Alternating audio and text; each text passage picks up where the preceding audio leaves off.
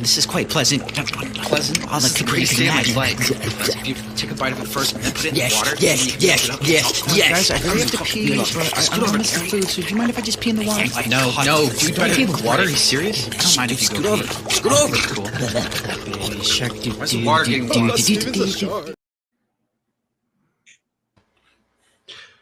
Well, hello, everybody. Good evening. Hope everybody's having a nice evening. Start of the, or sort of start of the week. Yeah, and welcome to the show. Beard. I agree. This how is you just doing, man? second Monday. Oh, I'm doing pretty good. Just like 11 Z's. Yeah. 11 G's. Yeah, this I never really had much experience with too many spaghetti. I can't even talk. Spaghetti westerns that I can think of. So this was it's kind of a new venture for me. So look forward to getting into it. Yeah. Cool. What would be a good food And- item hey- to add to American westerns? Like, are we just like the junk food? Are we just junk food westerns? Are we like, a Twix western or, like Tofu. the fried American Oreo? westerns- It's like I'm gonna watch a American westerns are fried tofu Oreo westerns. western. American westerns are tofu westerns. Barbecue Western. That'd be a cool one. I'd be okay with that. Prime rib westerns. Prime. Yeah. Well, hello there, second grand or so. Il Grande Orso. The Great Bear. Ah, Yeah. Nice. And Insert Portobello 73. Unbearable 73. It's all Italian. okay, I see what you did. How you doing, man? Normal names aren't hard enough for us to get through, so you really stepped your game up this time. Well, I mean, this is my culture, so I gotta represent Yeah. it. You know, I grew up on this stuff. I think I don't know if you all know it, but my grandma, who's if you watch my videos, her picture's always in the lower right hand corner. She got me into everything, like other relatives too, but she was the big one with all these movies and stuff, especially Italian imports. Like to this day, I remember Ator the Fighting Eagle because my grandma loved what was his face, the dude who played Ator in that movie, Miles O'Keefe, something like that. Anyway, that was an Italian barbarian movie, and just stuff like this.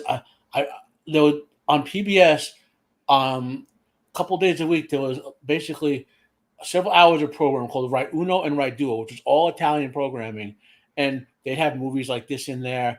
And my grandma, like she'd translate live for me with these movies. Like he said this and he said that. His name, and like she just live translated for me and stuff, And I mean, I never really picked up Italian because she thought I was American, she learned English, but I did pick up some words and stuff. But like I said, I grew up with this sort of stuff. It's just, it's like I love this old Italian horror, Italian sci-fi.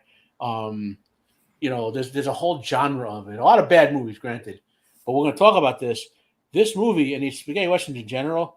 Like we were talking offline. I don't know if everyone was on. We were saying this from the '60s through the early mid '70s. Italian films were as high quality production as Hollywood films.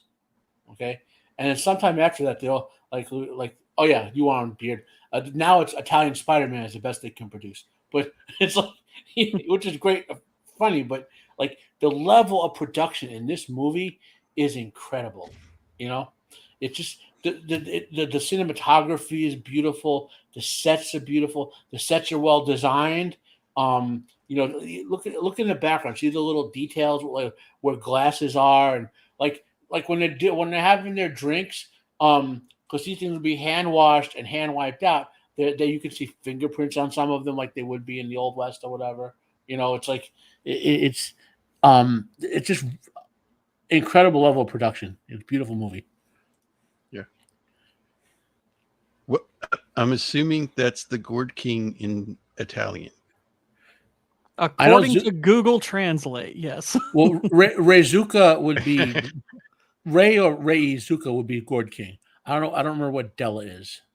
I don't either. I don't speak any of it. I just typed it and I said the Gourd King in Italian. And it came up with this. When you disappeared, I was talking with Beard about that. I said Zuka. Zuka's I know is pumpkin, but and Ray or Ray is king but something like that. But then we talked Spanish and we got a whole thing about Spanish and Italian and all that. Yeah, Gourd King. I don't speak no Italian. I speak the most Italian. No, I doubt Yeah. The guy from Inglorious like Bastards, from Arriva Inglorious. Dirt. Yeah. Arriva I don't know what Inglorious. I don't know what Shieldwall would be, but Drago is dragon. That much. Yeah, but Yes. hello, thank you for letting me come on here. I only heard of this movie about a year ago, around the time Razorfist started promoting his Ghost of the Badlands comic, because this movie was apparently a big inspiration for that. So I did a little bit of research on it, ended up buying it pretty cheap, and watched it for the first time today. You know, what a cheery, happy-go-lucky movie this turned out to be. It's yeah. So It's you got so the original ending, Gord. Right? You got the original ending, not the American ending or the new I- ending.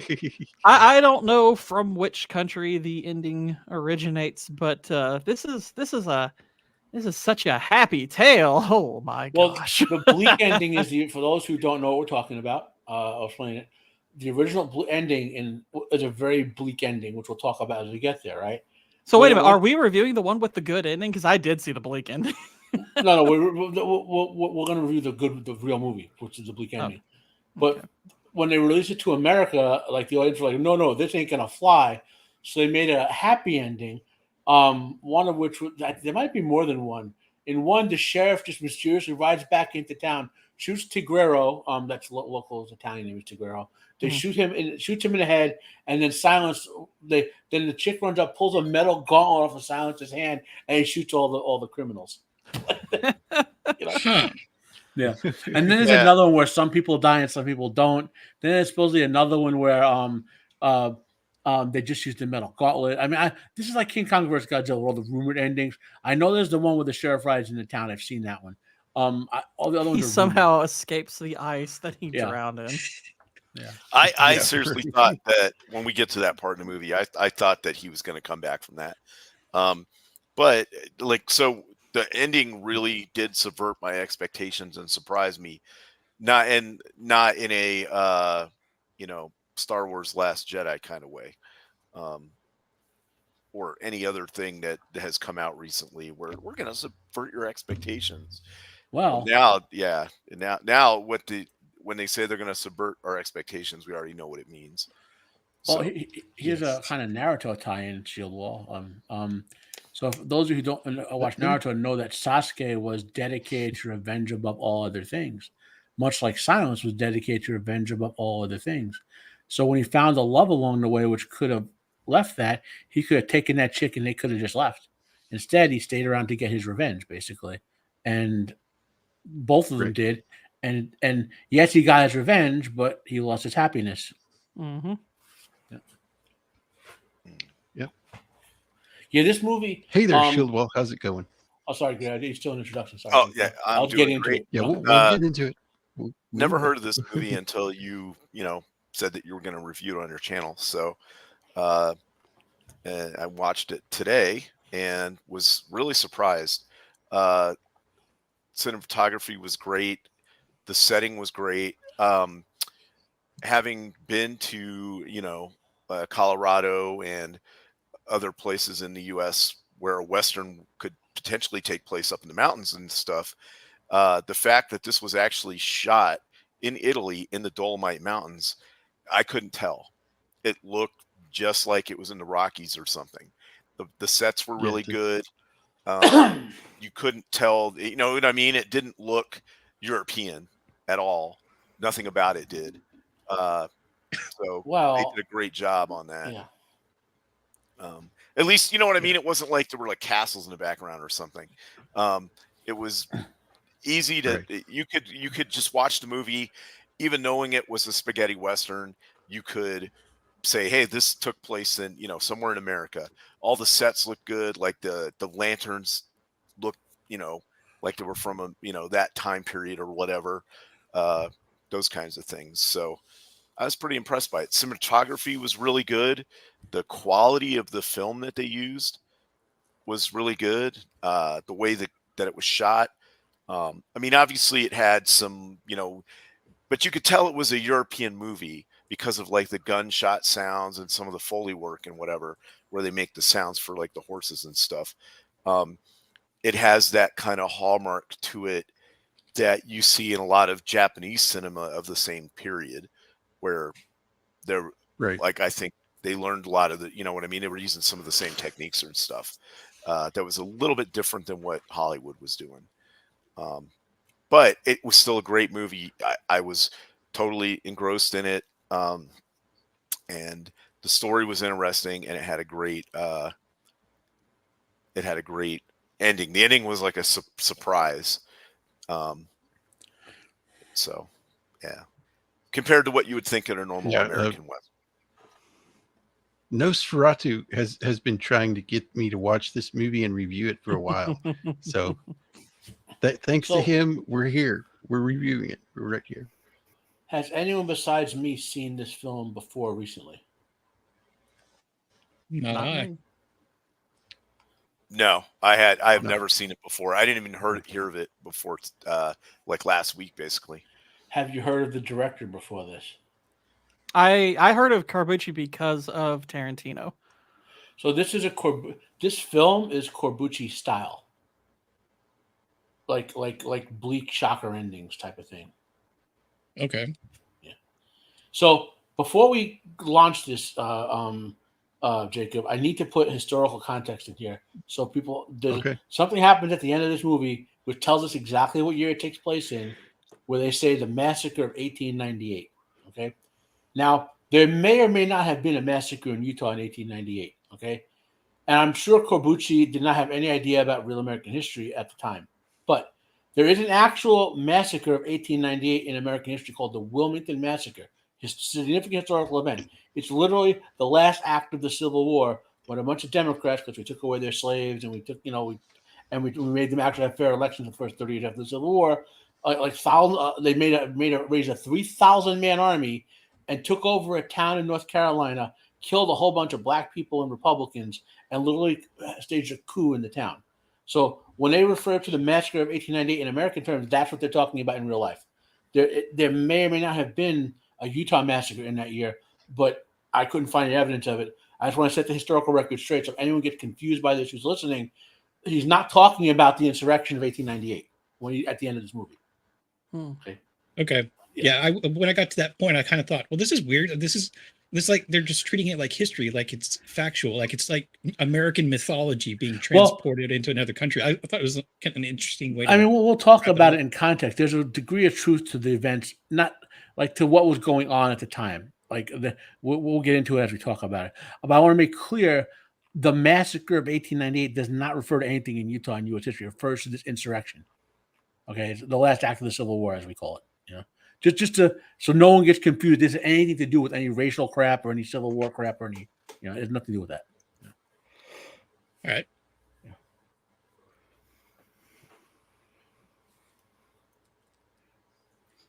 Yeah, and it also it had something to do. There was a blizzard as well that happened that year. That kind of ties into why it's so snowy where they're at, apparently. But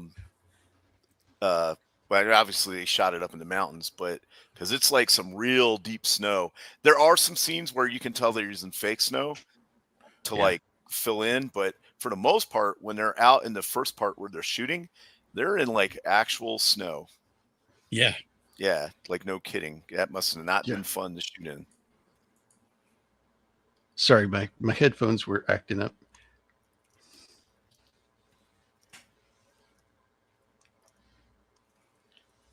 Yeah, it must have been rough shooting in that weather. Right. And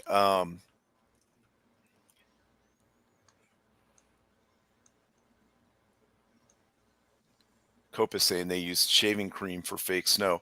Maybe it looked like almost like wet paper to me. Just kind of like thrown everywhere. But this is obviously real snow. Yeah. Yeah. So, just in terms of what you're talking about, the roughness in the snow, this reminded me of watching a movie that was Charles Bronson movie where I think it was in Alaska, where they go after him. He's like an honest guy, and he lives alone. Oh, what the hell was it called? And he runs retreating to the Canadian Yukons because he's a rugged mountain man. He needs to escape the people hunting him down, and the sheriff lets him go because he knows he's really innocent. But they filmed in that rough weather. It reminded me of that. I can't remember the name of it right now. I gotta watch that movie now. I love Charles Bronson. Look how beautiful that scene looks.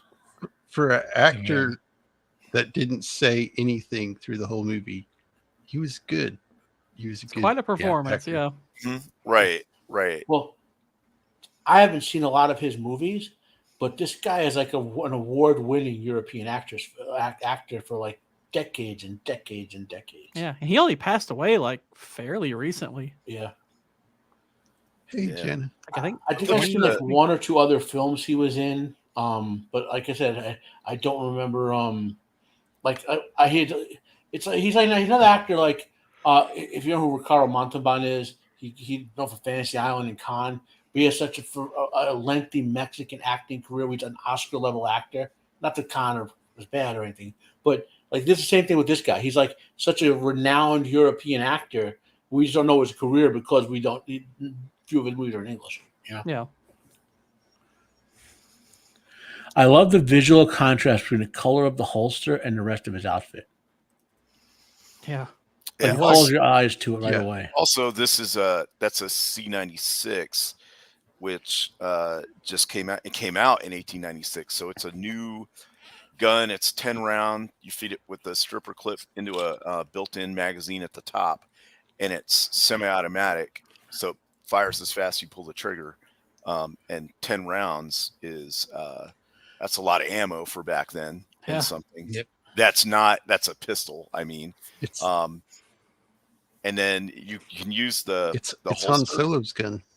Yeah. So You can use the holster to attach to it to make it into a carbine, basically like a little rifle. the last time I had seen this movie, I was probably a little kid, so it didn't hit me till I just watched it this time over the weekend again. If you guys have seen the animated live action of Vampire Hunter D, he reminds me so much of the way D acts in Vampire Hunter D. It's an anime. It's an adaptation of light novels. It's a renowned anime, and it has a Western styling to it. And the character virtually never talks. Obviously, character virtually never talks. He always lets the other guy shoot first, or swing the sword first, so to speak. And it's the way the mannerisms. He just keeps showing up on the horse. The horse never gets hurt. It's like,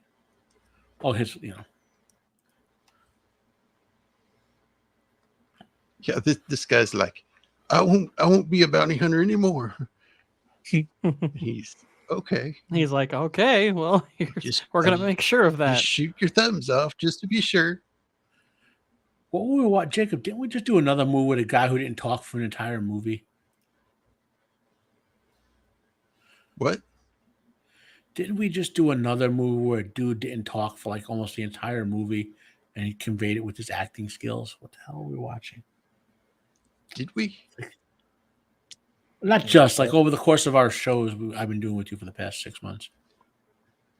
Yeah, I don't remember. I'll try to think of it because it's a profound degree of acting to be able to pull that off. Yeah, it is.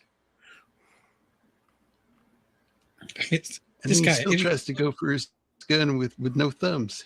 Yeah. It's like, dude, take the L. My gosh. So I don't know if it'll come through on YouTube on the stream, but there are a couple shots here. We just saw one where the camera's looking up at him on the horse, and I don't know if it's specific, like if they had some like filter on the lens, or if they literally used like cheesecloth to try to filter it, because you can see a grid pattern very subtly.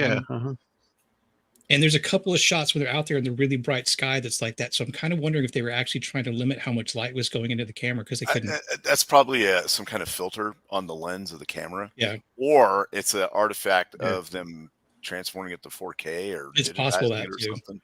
Because it's only in a couple scenes and it's always really bright outside when you see it. Yeah. But yeah, and this other guy actually is the one who then ends the up bandits shooting him. finish And, him off. yeah. Also, like the stuff that they're wearing is actually like suitable for cold weather for the most part. Yeah. Yeah, Yeah, from like that time period too. yeah, right. But like it's actually cold out here where they're at. Yeah, I guessed it correctly. Koba says it's a cloth to cut the light down from bouncing off the snow. Ah, okay, yeah. So you were right. It's like cheesecloth. That was just a shot in the dark. That wasn't actually much like intelligence there. Just kind of guessing. Well, the Beard glare gets could a be gold blinding star. on the snow. Snow glare could be blinding. Yeah. Oh yeah. Oh yeah.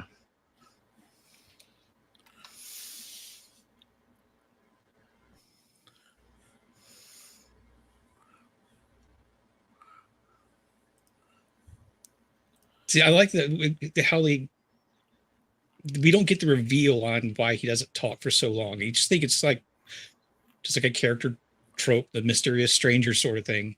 I like that. And They the funny let that thing kinda is, sit they for a act while. like none of them know he can't talk, and they just think he's not saying anything, and just keep, Yeah. they assume his answers, And Mhm. no, so the setting here, for those who aren't sure of this, it's like in 1898. There's a whole bunch. The West and everything outside of the Northeast, basically, and the South, were being settled at this point, and all these Western states had been large empty territories being patrolled by like one judge and 5 federal marshals for an entire state type of thing. And Mhm. plus, the U.S. military was still rebuilding after the Civil War, so they couldn't have a lot of troops out there yet. They had just started. So around this time, the federal government just started to say, we got to make this place law. We got to put laws imposed in this place, because there's more and more people moving there. We can't just have this Wild West situation going on, and that's kind of the transition they're talking about now, where the governor wants to give an amnesty to all the people who are living in poverty and being bandits, and get the actual sheriffs to have laws and things like that. That's the Right. that's the transition that's occurring. They- All the they American like really the did. Hatfield. Sorry. They really did do a great job of getting these shots in this kind of Yeah. weather in '68. Oh yeah. Well, I I can mean, only imagine. that's no like shoulder rig that you're carrying around. Yeah. That's a big old camera. That's a beast. Yeah. I can only imagine that the actors and crew had basically no rights. So, like Yeah. you don't want to do the film. I get the mafia. It's like, I'll give you an offer you can't refuse.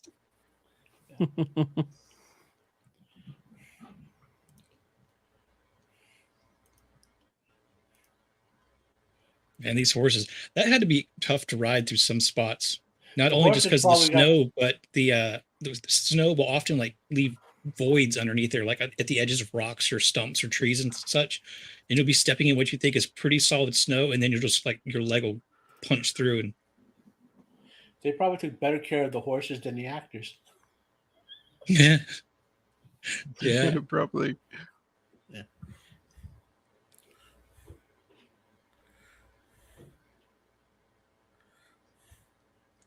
Don't kick that horse. How would you like walking through the snow? Kobushi has the actor take out and So beat this him is one behind of the the- shed. He goes, "Sorry, horse. Sorry." Yeah. Yeah, this kid is one of the bandits, and he comes down out of the mountains and gets Good killed. arrow. Because he thinks he's just going to go to jail. Now, so there was a lot of allegory involved in this movie. Kobushi was big on allegory as well. So this whole sort of heartless dedication, so the bounty hunters, especially Tigrero, are they're heartless and dedicated solely for the money and the efficiency. So it's like a crack on business, There's also a historical analogy. Well, like I said, he didn't get, as I alluded to earlier, Kobushi might have been a little off on U.S. history details,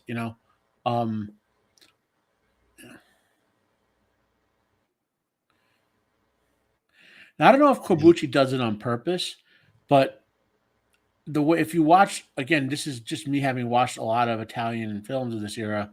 If you look how women wear their shawls in Italian films, both Tigreiro and Silencio both have that scarf like a shawl.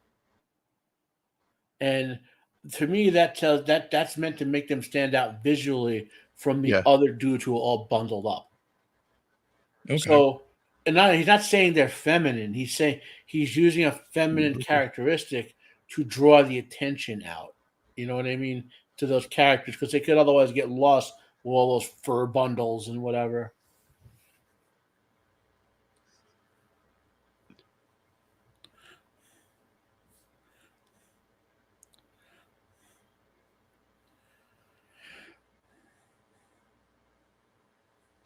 So this guy's the sheriff, and they're like, "You got to go out here." It's like, I don't want to go out there. It's wintertime. Come on. He himself is a retired, renowned gunfighter, basically. Okay. He was a general or something, right? Yeah. Yeah.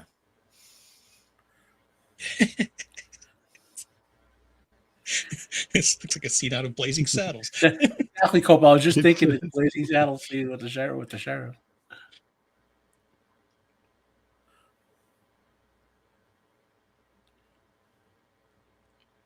Yeah, I totally did the map. Yeah, I totally did the pleb. I started to watch this kind of like what Shield said, I think, before the show. I started to watch this with subtitles. Thought, no, this just doesn't feel right. You need the weird, awkward dubbing to really appreciate this. So I went with weird, awkward dubbing. It actually wasn't as bad as I thought. There were only a couple. No, it definitely wasn't. Mouths didn't match up, or the words that they picked. See that right there. Make the mouths match go up. back a frame, Dave. Go back a frame. Okay. Sorry, Shieldwall. I want to point it out. Go back one more frame. See that sort of almost nun-like visage he has right now? With the way it's almost like a habit, the way the shawl is with the hat and the shape of it. Yeah. Mm-hmm. But he's the opposite of holy. You know what I mean? He's the opposite of it. Yeah.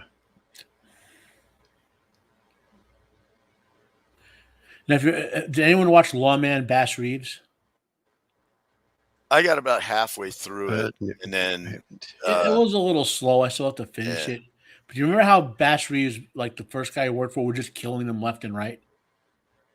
Right. Yeah. That was another feature of this time when a lot of even law enforcement guys with any excuse to kill the criminals was these weren't like I don't want, some of them were just innocent people, obviously, in this film, but the criminals were pretty criminal in the Wild West.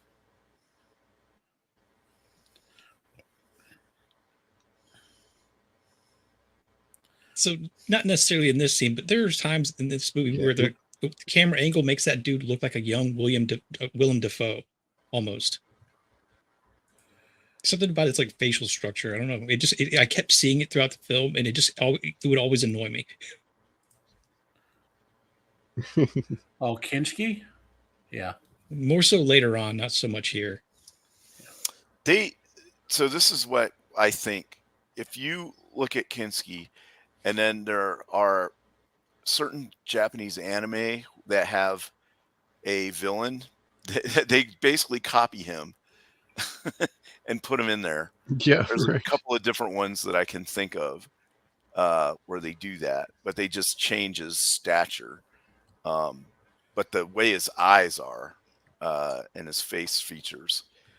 The dude is a great actor, man. Yeah. Well, it's probably why, I mean, Defoe and Kinski both played Nosferatu, so clearly someone agrees with you. Oh, yeah. Yeah.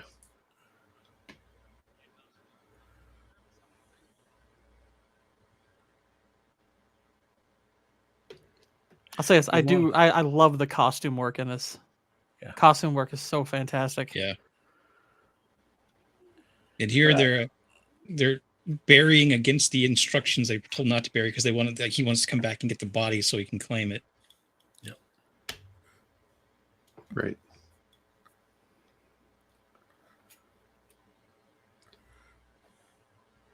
But look at the attention to detail on the background of the sets. You know what I mean?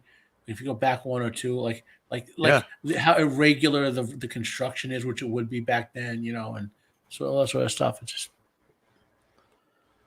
Yeah, some of it looks so legit. I just kind of wondered if they just built onto like a remote kind of collection of hunting shacks or something that were already existing in the mountains. Oh yeah, that's definitely, those are like little like shepherd shacks or something, like Yeah. when there's no snow, they got like goats and sheep up there or something, probably. And also Yeah. for like skiing or hunting, that kind of stuff. That's probably what Yeah. those are. Because they look pretty old. Yeah. Kinski was in some other spaghetti westerns. He was in one of the Sartana films as well.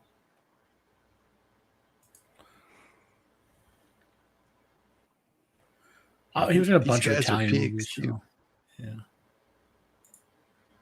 I mean, this it was shot really well to make me feel a slight like tinge of disgust. Also, didn't help that I was trying to eat at the time. I'll make a point. Go back to when he's eating the chicken. So Corbucci is framing him as a disgusting human being by showing him eating disgustingly. You know what I mean? He's right. He's using that to tell you, like showing you rather than telling you. You know what I mean? Like no one's saying, "Well, that guy killed 17 kids last week." He's just saying this is a disgusting human being. So They're characterizing him through action. He may be dressed nicely, but he's a pig, a human. Yeah.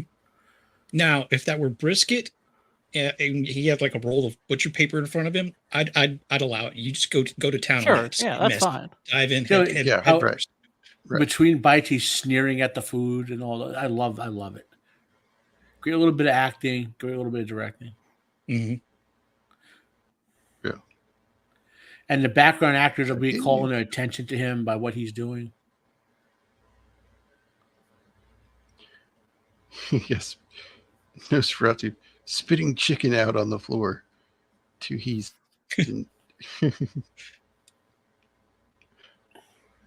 Yeah, you don't waste.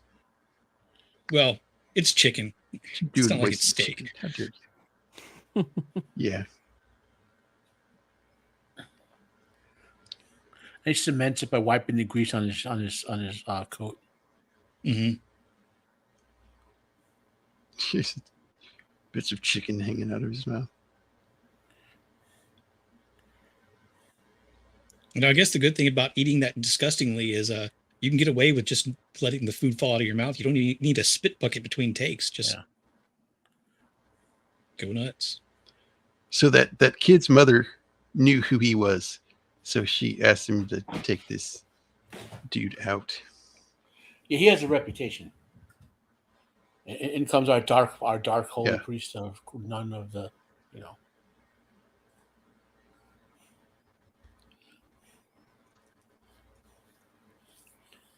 I love how he's just provoking him just by keeping the door open. Close that door, boy. Yeah. Now his Silencio's draw speed is greater than Raylan Givens, but less than the Waco Kid from Blazing Saddles. Somewhere between the two.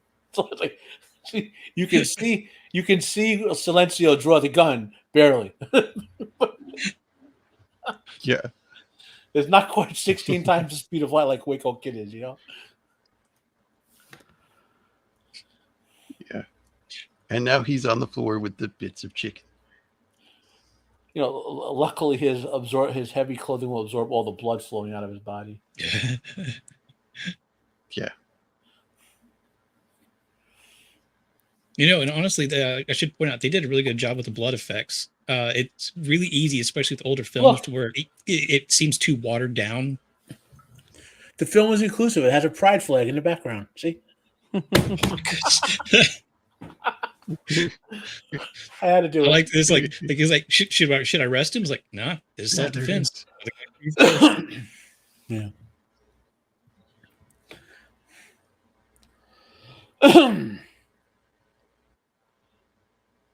Excuse me. I think the whole stream, nobody should talk. We should fit the title. Yes. The stream is silent. We're just gonna sit back, mute our mics, and just scroll through the movie. I love that shot. It's so beautiful. Oh yeah. Where his blackness just appears out of the blistering, like the What shot? whiteout. This shot, so it's like a whiteout, and his black form just rides out of it. Yeah. Torch is like, it's cold.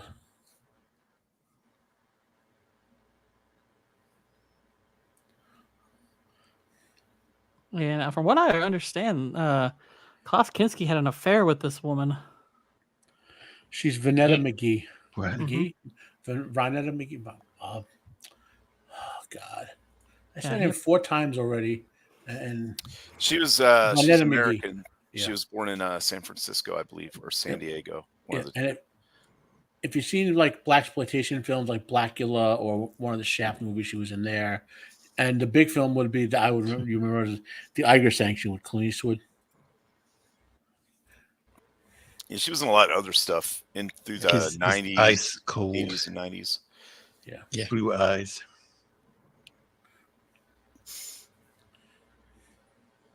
I mean, the casting for him, it definitely made him just stand out just because of all of his features. I mean, I didn't even look ahead of time to think or to know he was German, but I'm looking every time I saw him in the film, I thought that is a very German dude. And notice how he's all black with his blue eyes and blonde hair are very stark standouts. Yes. Yeah. Beard, you should wear black all the time. I used to, then I discovered color.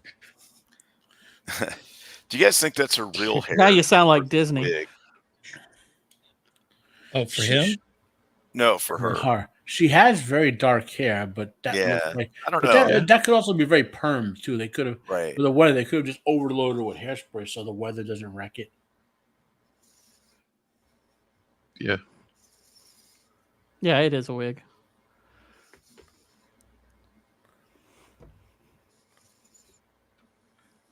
He's like, don't you go and bury him now. Just cover him up in snow. That'll keep him fresh.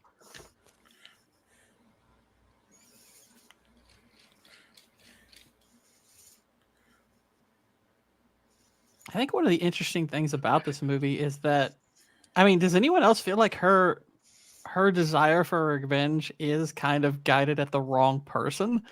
I mean, not that he doesn't deserve her ire as well, because he obviously is the one who killed her, but it's like, this is the villain. This guy is the guy she really should be after. Yeah. It's the one who plotted to have him killed, who's trying to take her for himself. It's like you almost get the sense like, lady, if you had actually targeted the right person, a lot of this stuff wouldn't have happened.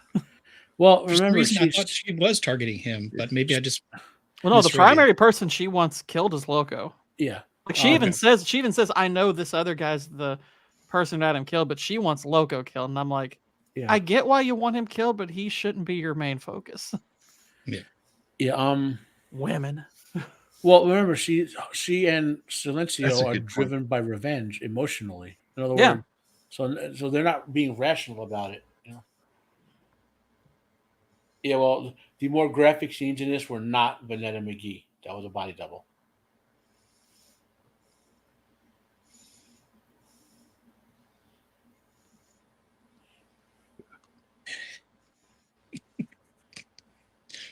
I think that's justified in this instance, Boosh. Yeah. Karen in the wild. That one guy, the dude with the stubble and all that, I can't stand him.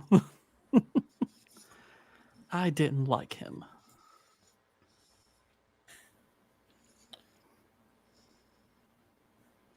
This poor horse. Yeah. What do you want with me? We don't want anything with you. We just want the horse. We hungry. That guy with the scythe was like the most European thing in this movie. You know? I guess so. I didn't think about that. Yeah. And his little hat. Yeah, I was like, is this guy a medieval peasant? Just kind of walked out of he's wearing like a cloak. And that Bring guy's out your dead. that guy is Frank Wolf, who we talked about off the air, being in a lot of Roger Corman movies, who passed away recently. Mm. Yeah, Frank Wolf was in a lot of movies. This guy? The sheriff. The guy in the middle there? Or the Yeah. okay, it was just sheriff. The Yeah, sheriff he is was Frank. in the What was the one with Henry Fonda? Spaghetti Western. Once Upon a Time in the West. Yeah. Well, you said spaghetti. Well, yeah, that is Sergio He Leone. was in that. These guys are coming up like, forget Rainbow or Bunny. We want some thoroughbred. Would that be his most American movie? That they would know him from Once Upon a Time in the West. Maybe, yeah.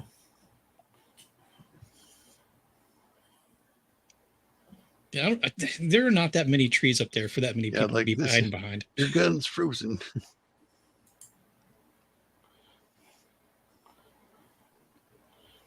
They're like, your gun's not going to work. It's frozen. Your gun's frozen, so let it go. Yep. Let it go. Let it go. Like I said, we know how to keep ours warm over here. It reaches over and I'm assuming like his wife or something's got his gun tucked like between her boobs. Yeah, I love that she's the one and she's like, get him. Yeah, we're like, well, our women keep our guns warm.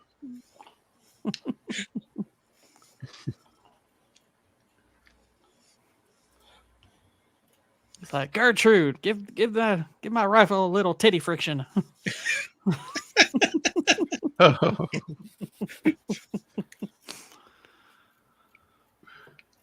These ladies with these colorful hairdos.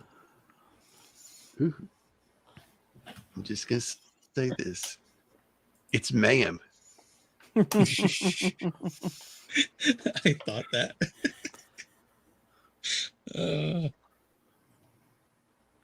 Yeah, they definitely. It's like they may not be drag queens, but they dress like them.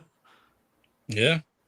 Now I'm not sure if that's the woman who works in the saloon, but if it is, she is like a very well accomplished Italian actress, like 50 or 60 movies accomplished.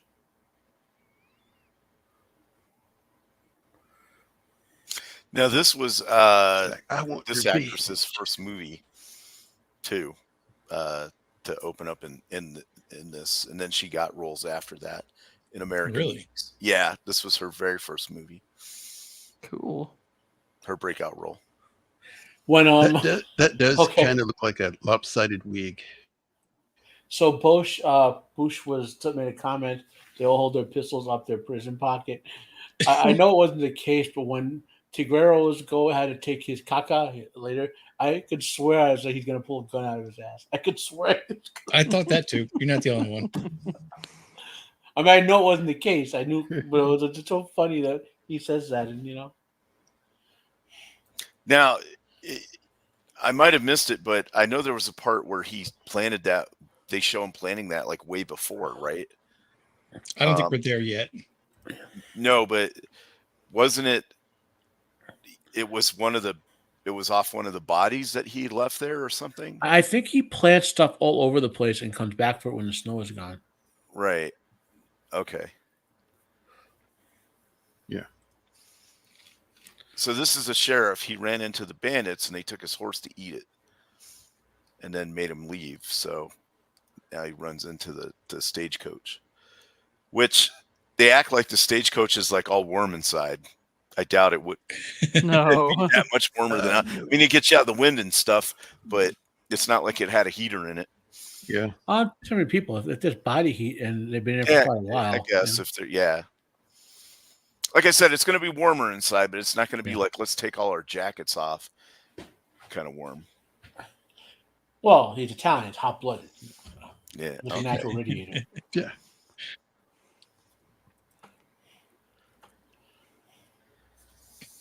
And Silencio just radiates heat from his angst, He's like a nuclear reactor of angst. You could see the ice melting off of the sheriff as Silencio. The Scots used to use candles to keep warm, but the Scots would stare at the candle when it was cold, but then light it when it really got cold. There's a joke in there somewhere.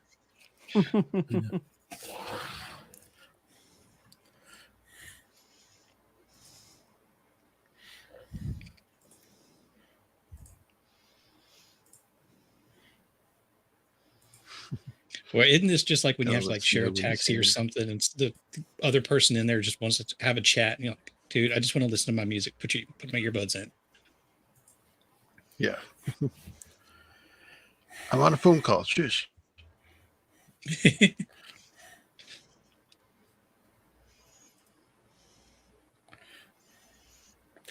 Yeah, the one I mean, Well, if I'm going Spark. to be if I'm going to be critical about this movie, somewhere between the 30 minutes and 60 minutes, like that half an hour period, that's where it gets a little slow and they have to wait for things to come together. You know. Yeah. But yeah, One Nas thing said, this is that great because tells everybody you gets like, this is not Utah. There's no aspens anywhere. I mean, didn't Utah have aspens?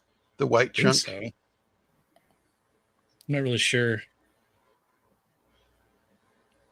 I mean, would they I be know everywhere? Colorado's that way. I can imagine Rockies. Kobuchi saying, "Let's grow a bunch of invasive American trees for this film." I can imagine trying, and they just say there won't be enough time. That's Or why I didn't do paint. it. Yeah. Or Go paint paint a whole bunch of trees trees. Yeah. white. Yeah. Oh, the stage is here. Let's put the bodies on top. Like you said earlier, Gord, this is literally Bring Out Your Dead. Exactly. Bring it dead. Bring it dead. I'm not dead. Yeah, so he's not dead. Monty Python, come on. Yes. Exactly. Yes, you I'm are. Be feeling quiet. better. I think I'll go for a walk. You're not fooling anyone, you know. What a way to wake up.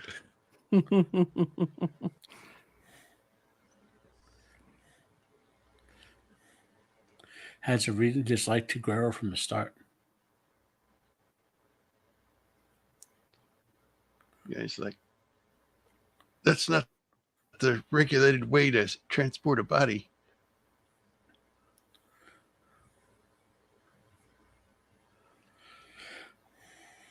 Come on, there would sure is be efficient. animals at those bodies, you know?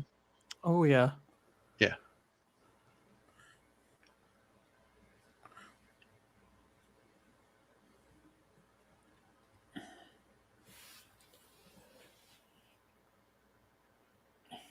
Now I'm wondering, okay, you notice the hat that the sheriff has?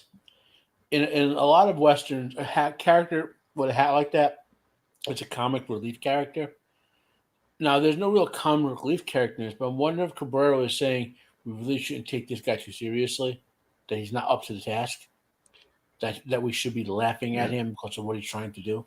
It's very possible because I think the early scene where like his gun freezes does seem to almost set him up like that's what he's going to be, but then the rest of the movie he's more or less treated more seriously, but like you said, he's very much not up to the task. Yeah. So I think you might be onto something there. The hat kind of reminds me of the military hat for U.S. soldiers at this time. It is. It's a campaign hat, is what it's supposed to be. Okay, yeah, that's what kind of hat they wore at that time.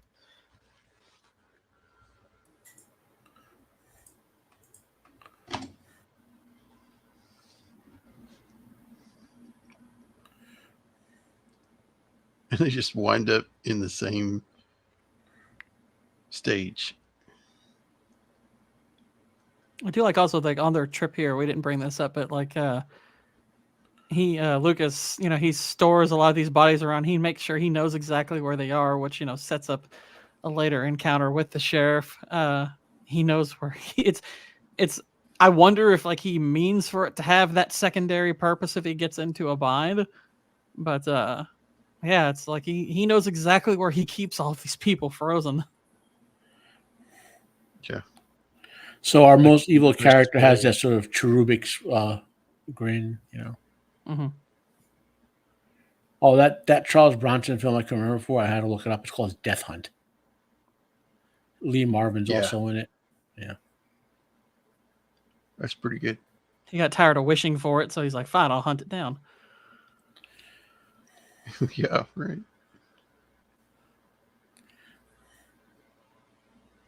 It's like, hey, stop here. I got something in cold storage. Yeah, this is where you see him like move. I assumed that this gun was something that one of the guys he killed had, and he just decided to leave it there. Which, I mean, I don't disagree that that's probably something he does often, but But it's like,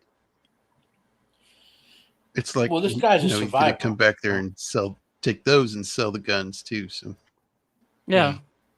might have been his thinking, Yeah, because I mean, I you probably don't want to And carry they- like all kinds of weapons with you that'll just over encumber you. yeah, then you can't Yeah. fast travel. Exactly. He kills so many people. Probably has tons of guns. It's like, Yeah. Yeah. Although I did think that the frozen gun thing was going to come back into play later. yeah.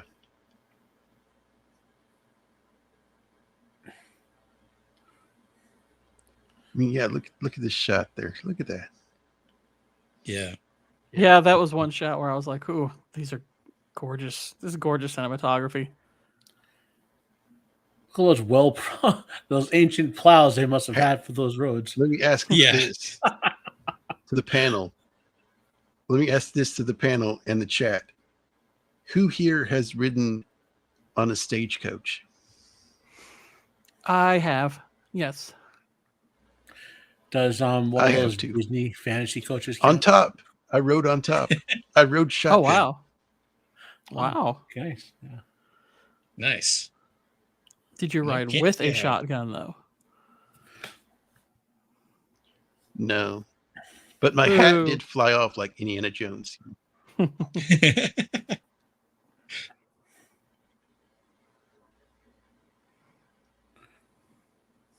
Yes, I used to wear a fedora all the time. What a douche. Is that back when you were a Reddit moderator?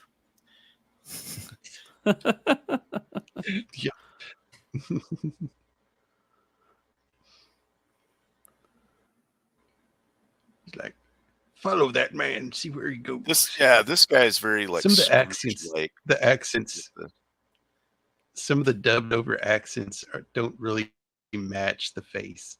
Yeah. Kind of funny. Dubbing is funny in general. But I do have to say they did a pretty good job. They really did. Yeah, at a certain point, I think your brain just switches on to where you're just like, whatever, it's not going to line up. Fine. I got For some Ebenezer reason, Scrooge where I vibes was from that watching book, this, yeah. Huh? For some reason, when I was watching this, the subtitles weren't the subtitles for the English version, so I was getting subtitles for the Italian version.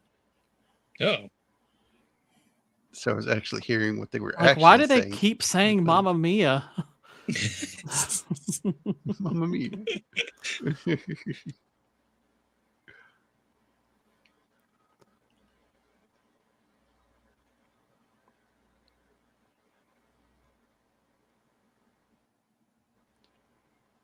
So this guy's like, I'm important. I'm an important person. It's like, we'll be working together. Oh yeah, because he's the justice of the peace, basically the head honcho Yeah, right. business He's the head most banker. important person in the room. Yeah. He's the regional banker. That guy's hat. I mean, he looks like he's about to hunt the Red October. Yes. Yeah, there will be like one or two judges assigned to almost the entire Utah territory at this time. Yeah.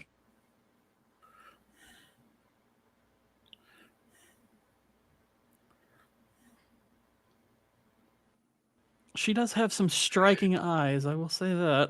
Yep. I'd accentuate that with the makeup. Mm-hmm.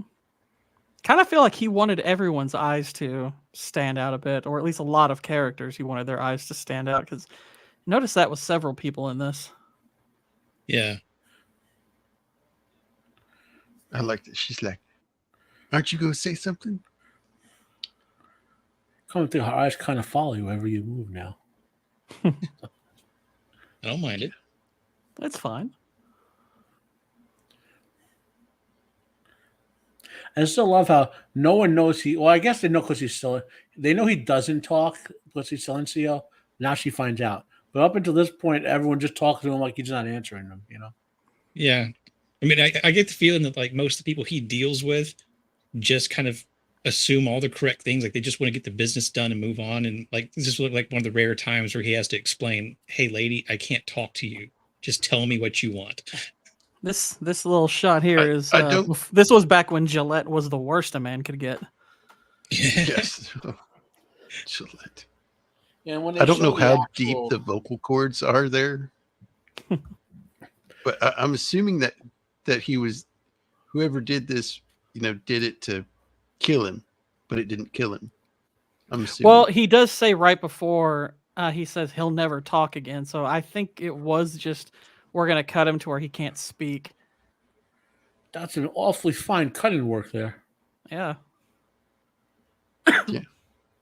I mean, I think it could be taken either way because I kind of got the same can be. feeling, but I also thought, but he can still write. Like even if he didn't know how to write at the time, Yeah. he eventually could learn how to write to tell his story. So I I could think see it both ways, actually, like physically silencing him or trying to take him out and just didn't work. I took it as them trying to kill him and like failing. Yeah. So they just had basically a slightly on the nose one-liner before they did, and it turned out, have he y'all didn't speak again, but seen the Clint Eastwood movie Hang 'em High? yes. Yes. It's a good Beard. movie. Hang 'em High is awesome. Hang 'em You High? have to watch that movie. I haven't seen most movies, Matt. Come on, are you Oh new my here? goodness. Okay, Beard, you must watch all Best Clint line Eastwood from and that Akira is, Kurosawa when you films. hang a man, you look at him. But if you stand next to him in the urinal, don't. Oh, that is a very German haircut. Like Yes. stereotypically so. Look how dirty the glasses are. German? They're supposed to be.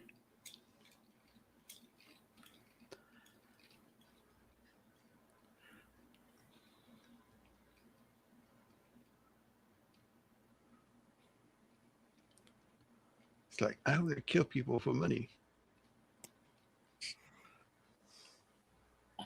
Oh yeah, because he's trying to warn him about this other guy about Silencio. I'm gonna have to say that because I just feel wrong saying silence when Matt's here being all proper. It's not even proper. It's this is like I grew up with it. Like, you know what I mean? Yeah. What do I call him, Tiguero? Because I didn't Yeah. even know loco was a thing until there was an English version. You know? Yeah.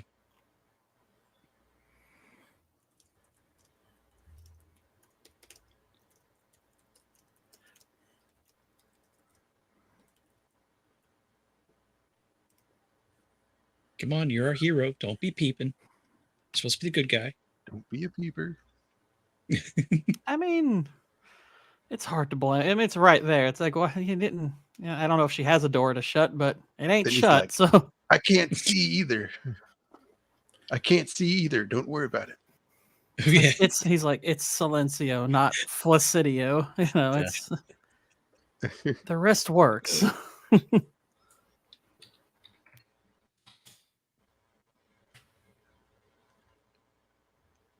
All right, folks. What we take from this is it still applies to the modern era is just because somebody knocks on your door and says police doesn't mean they necessarily are. No. And here's our little flashback of how he Don't became worry, I'll take what you in he is. peaceable. And This this guy's is like been in another spaghetti western too. I can't place which one though. so. Remember, I mentioned Lawman Bass Reeves. How Bass Reeves' mentor would just say, "Oh, I'll take it, surrender," and just shoot the dude. Like that's why I Yeah. brought up. This is the exact same scene in a way. You know, like I got the impression the other guy. Well, Like maybe Rooster. not the banker dude, but the other guy with him was didn't want to actually kill everyone. Wanted to take him in, but the sheriff, fake sheriff, or whatever. You know. Yeah. Like Rooster Cogburn in True Grit. He just shoots the bad guys. Do they say why these guys are after his father? No, He's just no. I mean, it doesn't say. there's he's wanted Yeah, for they don't some say- crime. That's basically it. And I took it the impression that the dude was just paying people like paying for crimes to be put against anyone he was opposed to. You know. You done jaywalked across the wrong dirt road. I know it's not the same actor, but that little kid looks like the dude who played Damien's brother in Omen 2. He kind of I looks like haven't seen the it. kid in The Secret Garden too. I gotta look this kid's name up. Jacob, you're not supposed to tell people about the secret garden. It's a Why not? secret. Because it's just a garden. Oh yeah, Gosh. I forgot about the rules. The rules are there is no such thing as the secret garden. Exactly. You do So not the secret talk about garden the is- secret garden.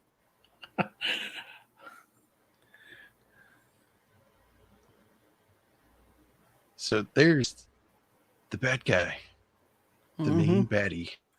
The real this bad show. guy who they should have been focused on.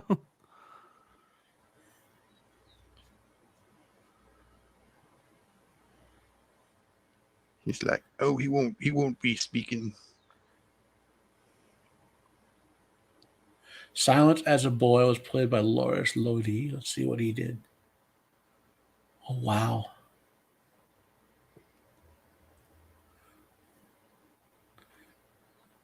This guy was in like 74 movies. Nice.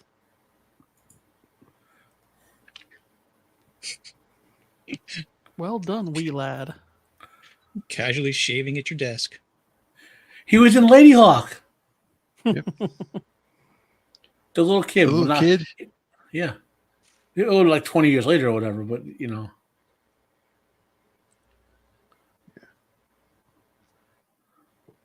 He's like, you got my money. He's like, wait, there's only 3 bodies and you're paying them for 4?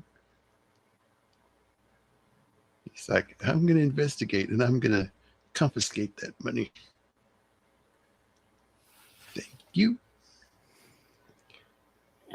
And he's still got shaving cream on his face as he walks out the door. I mean, he probably just reached outside of his front door and get up off the ground. Yeah. Well, what's interesting here is he does it.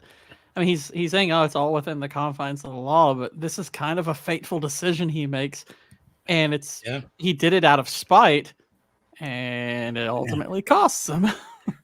Yeah. Yeah. This part, it reminds me, the shaving reminds me of Band of Brothers, where Winters he like has the water and he has to break the ice and he's shaving in the cold. That's uncomfortable. Mm.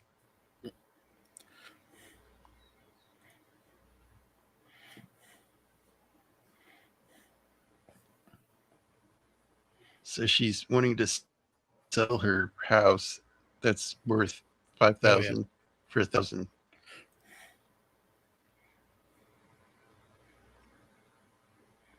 Which that would bring up questions to anybody who is trying to do something that quick.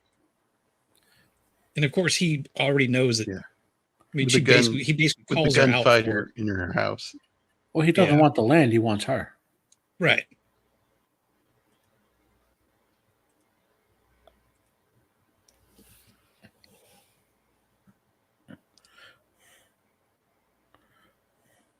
Yeah, as if we didn't already have reason to dislike this guy. Yeah. And she's like, come on. She spits in his face. He's like, oh my gosh. What's that line she says? I wish it was poison. Yeah. Nice. Yeah. Freaking me too'd her. You're Look at the shooting detail work on the potatoes. buildings. Potatoes. To make all that handcrafted irregular wood. Yeah.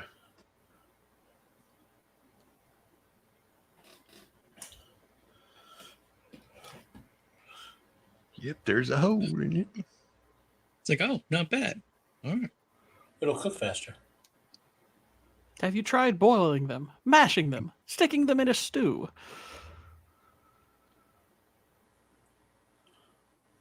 Now that I'm actually What's paying attention to KJ? some of the snow outside, it's looking a lot more like shaving cream. Well, that's how he shaved in his office. He just buried his face in Yeah. the snow, Just pulled it stuck out, it got rid of it. Well, isn't all snow in Utah shaving cream? out. Just how it comes from the sky. Yeah. Maybe Italy all snow is shaving cream. Yeah, cloudy with a chance of shaving cream. Ha ha. Yeah, like it actually shows him put the holster on the gun. Yeah. So that's pretty cool. Mountains in general are pretty cool. Yeah, it was designed that way Yeah, to for the holster to be a buttstock. The other thing about that type of holster is that it was really good for like outdoor stuff because it wouldn't let any kind of mud or moisture or anything get at the weapon because it's totally fully enclosed. It is made out of wood though, so you had to it could be broken if you hit it with something because it's hollow. Sled. Look at the old sled in the background. Oh yeah. Oh, yeah.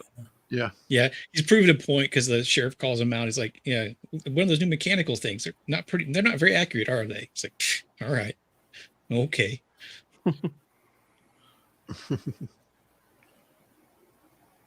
Like, kind of reminded me of like the Lethal Weapon scene with Riggs and Murtaugh in the gun range. And he's like, "Yeah, not bad for an old man." And then he throws the 3 potatoes out and shoots them. It's like, have a nice day. Yeah, right.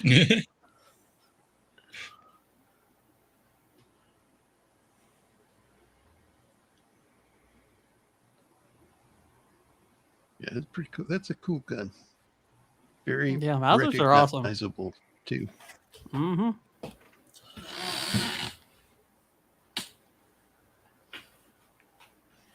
Yeah, this is like quite the sheriff he's getting a little bit to frustrated. Wear on your hip too, though.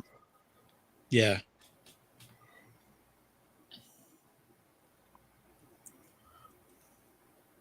Like, what? Are you not going to say anything? Why don't you mess with me?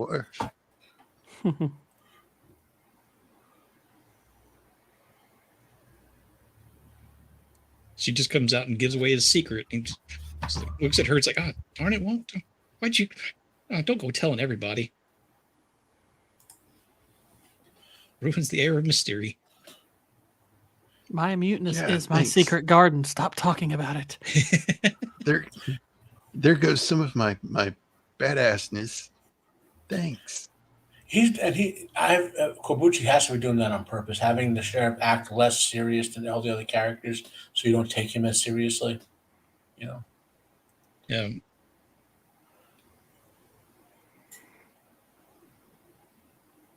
But yeah, once he does this, he shows him, I'm pretty good with a gun too. Kind of changes your opinion of him though.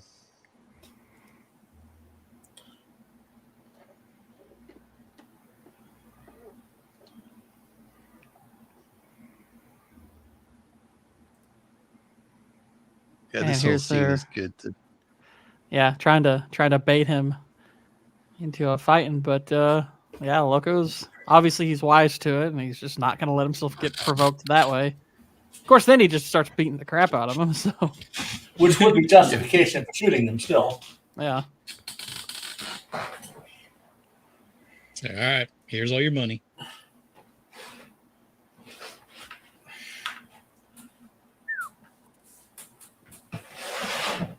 So the guy wouldn't give her any money, give her the money. Well, he would, but not. He wanted something in exchange. She's not ready to. Yeah.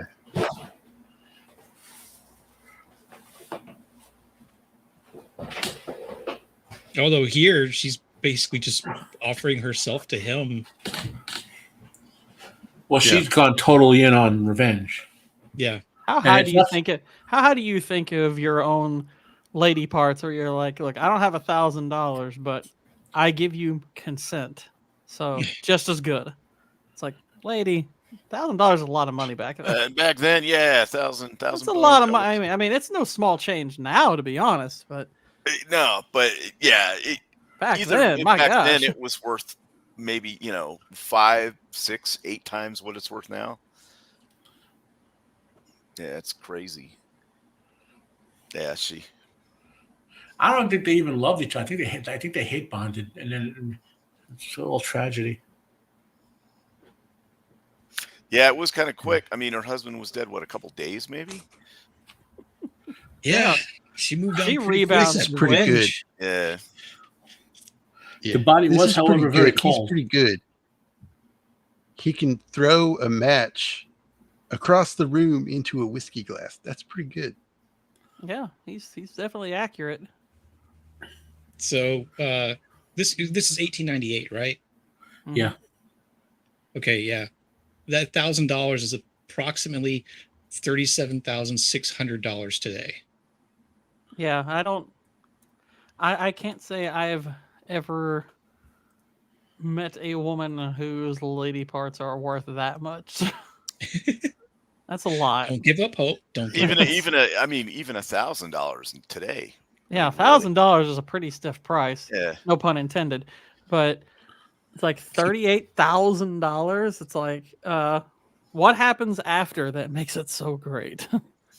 And that dude was willing to give it to I would her. have liked for to that. see Yeah, this.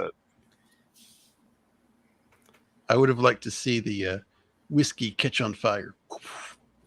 I know, because that's what would have happened if it It'd was have to be kind some of- pretty high proof stuff. Honestly, if you threw a match, Then, it probably then puffed you would out have on a the way in. Yeah. then you'd have a fireball Hey, shot, right? Ugh. well, you seen the videos depends. of There's a people shot doing of that? Fireball, which is just its own whiskey. Without blowing the fireball out. Oh, That's probably watered down whiskey too. Probably. yeah.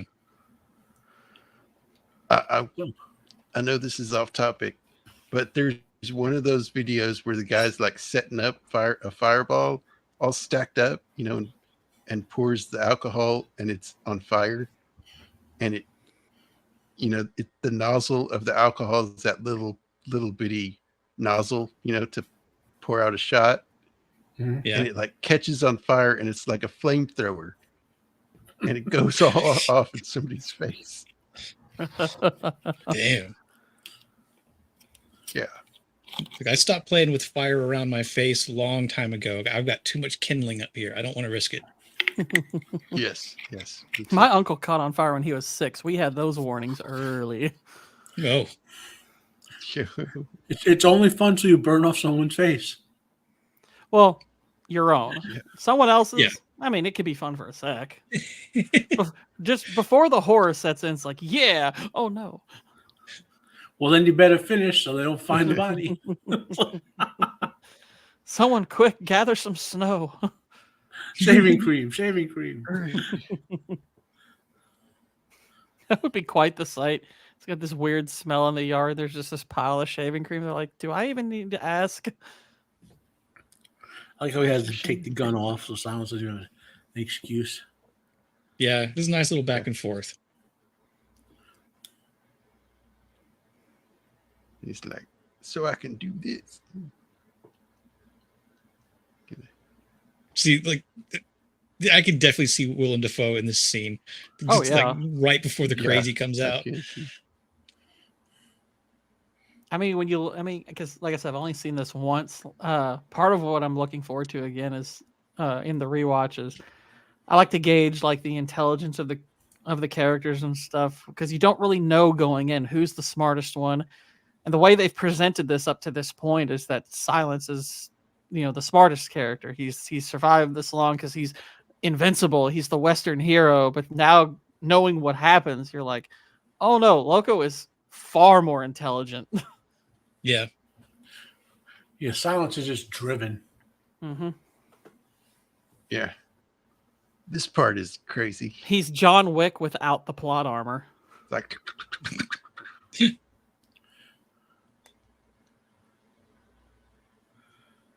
Almost light speed. Mm-hmm. But he gets shot. Should have worn one of those bulletproof vests. Or just Clint Eastwood with the steel plate. Yeah. yeah. When I was a little kid, I remember watching that for or the to a first wood time. stove. Well, the when every other cowboy movie they just have clothes on and Clint has the steel plate, and I was like, "What? That's genius!" I was like 6 years old. You don't necessarily think about how much that would hurt. It's like, oh, that would Hurts be way less than horrible. having a bullet take your heart out. Oof. I still remember that part in Tim Burton's Batman where you find out after he gets shot that he protected himself with like a tray, and it's like, yeah, that's Yeah, not with a happening. tray. That ain't happening. It's Well, a bat tray, was damn it. it was a low caliber. It was Yeah, a low caliber gun though. But I that's don't know true. if that silver plate would have worked. Yeah, I still don't know if The that tray thing is will made work. of nth metal. That's a DC comic thing. Ah,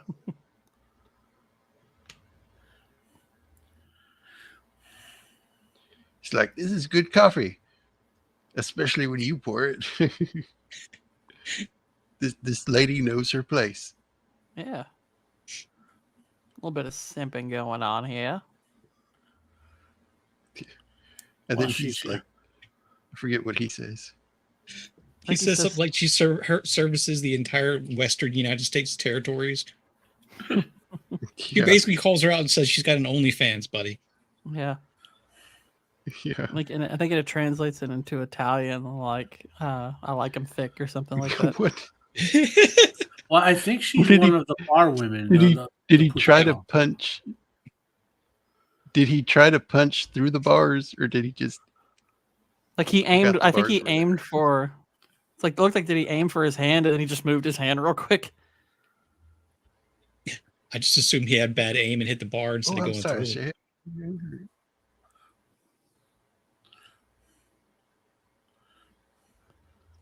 So this guy's like, you need to release him now. It's like, why? So I take it this guy is like the self-appointed justice of the peace, is what it seems like. Well, It he's does the kind of lead seem like banker. that. That's for sure. He's like the head of the regional bank or something like that. That's because Yeah. he's the guy who gets the payouts for all the bounties. Right.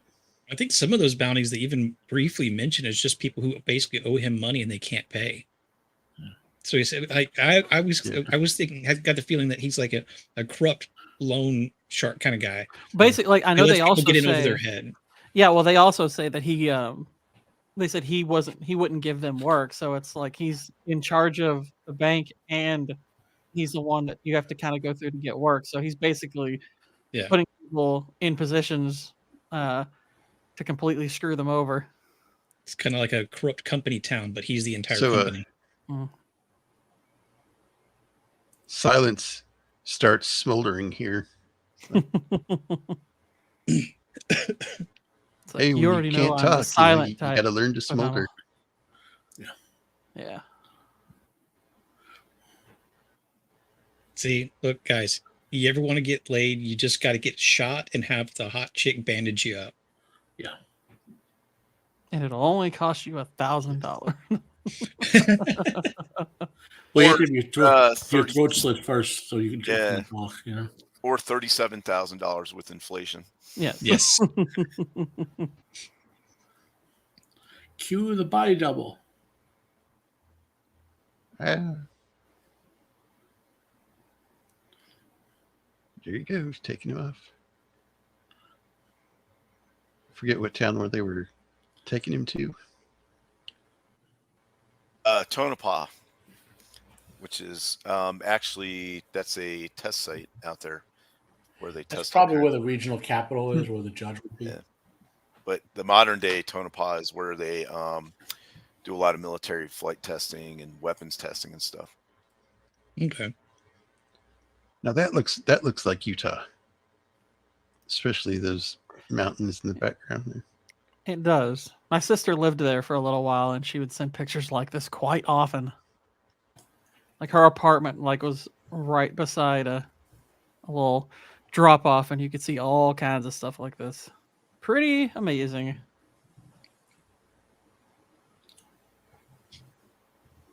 Yeah, the wide shots of traveling, some could argue, kind of slow things down, but I think it does really do a very good job of setting just how like nothingness there is out there. It's just like you have this isolated, tiny little town, and then otherwise it's just the wilderness that doesn't care if you live or die. Nosferatu, He's like, he it's would the control the bandits. payout of the Undo my bounties, hands quickly. but the bounties will be set by a judge.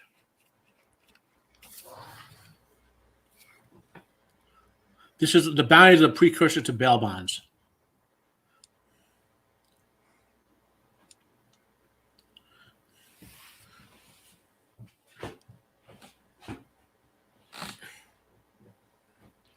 Yeah, that guy's just got a burlap sack wrapped around his head. Yeah, well, that's. I guess you kind of had to, use what you could to kind of warm up. Mm-hmm. And he's like, And now I've learned from last time. My gun's warm. He's got like a furry holster. and the character who's in it's a over his furry head, holster. Furry holster these days probably means something completely different. Yeah, probably. So the character who's in over his head, who we're supposed to think doesn't have the capability to do what's going on, sets up the whole massacre now. Through his night, basically, thinking things will go the way he said.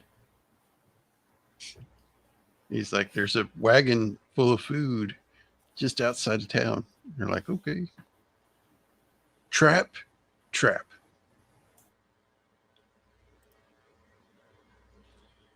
Well, he didn't mean it as a trap, but this other guy takes advantage of it. Yeah. Because I don't think the sheriff really has any idea just how corrupt and bad things are. Well, he was I'm told. starting to buy a little bit more into what you were saying, Matt, about him just kind of being a doofus. Yeah, he was sent in to clean it up, but he was one man, and one man wasn't going to be enough. Yeah, right. I do think the way he had his chin on his shoulder was kind of funny looking.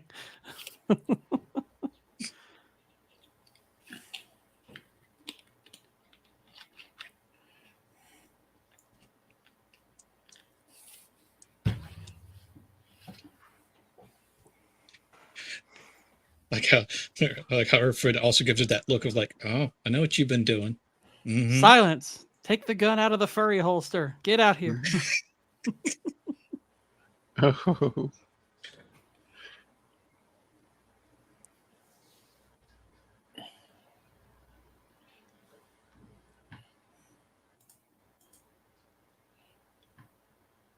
Yeah, this part's like, mind if I get down? I got to go to the bathroom. But the subtitles I was getting, he says, I got to take a dump. It's like, what? Well, the dubbing I got was just, he literally I says, need I got to take a shit. In Italian, he says, I got to take a shit. On the subtitles I watched, he said, I gotta. What did he said? Something. I gotta. In the dubbed version I got, he just said, I need to. He stopped. He just said, I need to. And he just kind of gestured. Yeah. Yeah. I mean, it was obvious kind of what he wanted. I thought he was going to go. I'm saying the Italian line he drops means, pardon the expression, Jake, I got to say it this way, I got to take a shit. That's literally what the Italian means. Mm. Yeah. I may not remember much, but I remember curse words and potty words. You know how much it would suck to have to take a dump out there with all that clothes on and then in the snow. Oh, my God. And he's got to wipe with the snow. Yeah, that's terrible. Yeah. This gave me flashbacks to the I had movie. to use, it's Rundown. like George. Yeah. It's like George. I was in the pool, but I had to use snow to wipe. Where are the pine cones?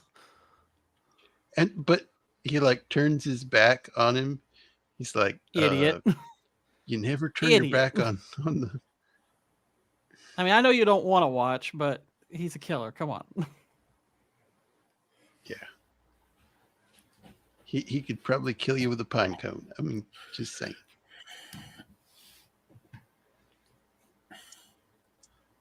And he literally and he doesn't even put a bullet in him. He just shoots at his feet to get him to back up and just disappear. Apparently, Like I said, he's smarter than everyone. Yeah.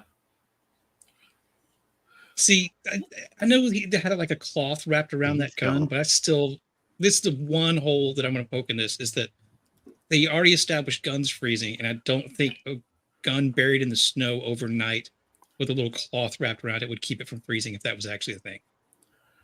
Well, I think the freezing will be from moisture getting in, then freezing. So if the moisture was kept out. No, maybe.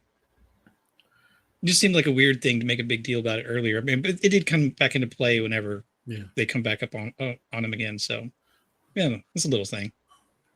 I like how his first thought is, I have to get there in time to get those bounties. Doesn't think anything else. Like we all know what he's going towards. You know, he's not riding away so another sheriff doesn't arrest him or anything. He's like, I got to get there and get those bounties. I got to get those guys, get those bounties. You know. Yeah. Yeah. He's like, Now, I've got until the summer thaw before they find his body. When he goes into the other bounty hunters, they're giving him a look like, I wonder how much he's worth now. Because he's a state criminal. Yeah. But Tiguero knows exactly what to say to get them to go his way.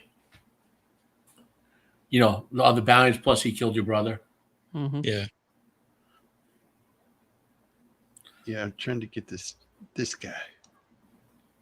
His weird eye. Up close. He looks like a villain from G.I. Joe or something with that eyeball.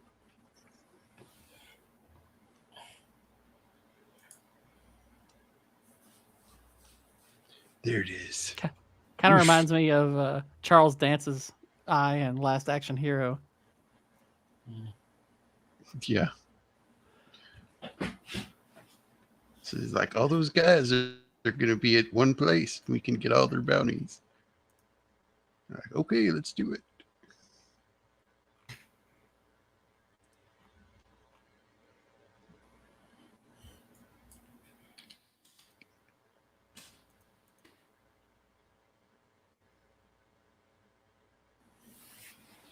Man, look at that, man. That's nice. That is a great shot there.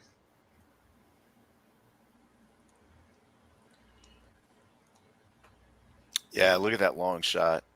Mm-hmm. Really well done. You can see the horses struggling in the real snow. Yeah. Horsey. Yeah, you can tell some of those horses they're done with it. It's like, nope, I'm not running anymore.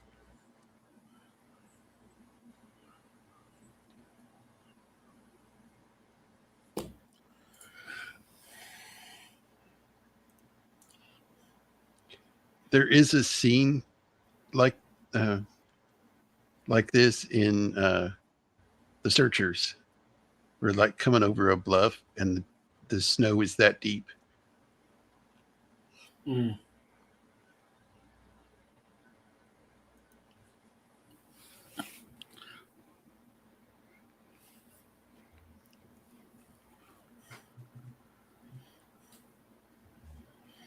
So he sends his goon here to go, I don't know, kill a guy or what? I don't remember.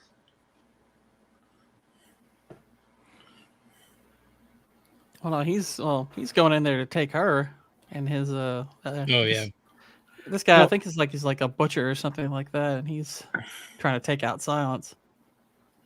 You know, one thing that he does establish that Silence only has one thing going for him. He's like an insanely fast draw. Mm-hmm. He's not great at physical fighting. He's not super alert. You know, like you would never sneak up on Clint Eastwood or anything like that. You know what I mean? Or the Duke or whatever. But so I think this is when he finds out that the kid's alive. Yeah. Yeah. It's a flashback.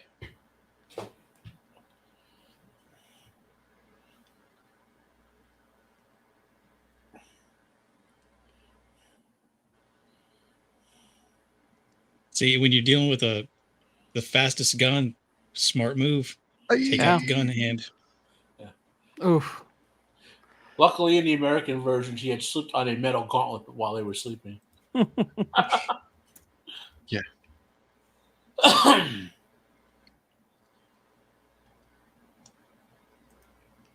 And speaking of burning faces off, Nosferatu, that wouldn't even slow down American Western Oh my hero. goodness! Get shot, he'd get stronger. Stop. Lose blood, he'd be faster.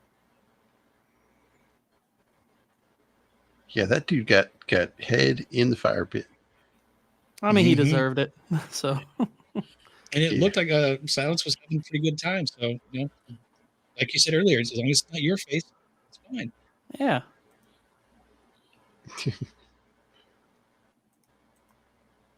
He's like, About did the you only see the way person his in face this lit whole up? film- Wow. I would say about the only person in this whole film who died who doesn't really deserve to die is Silence. So let's see. And he gets silenced.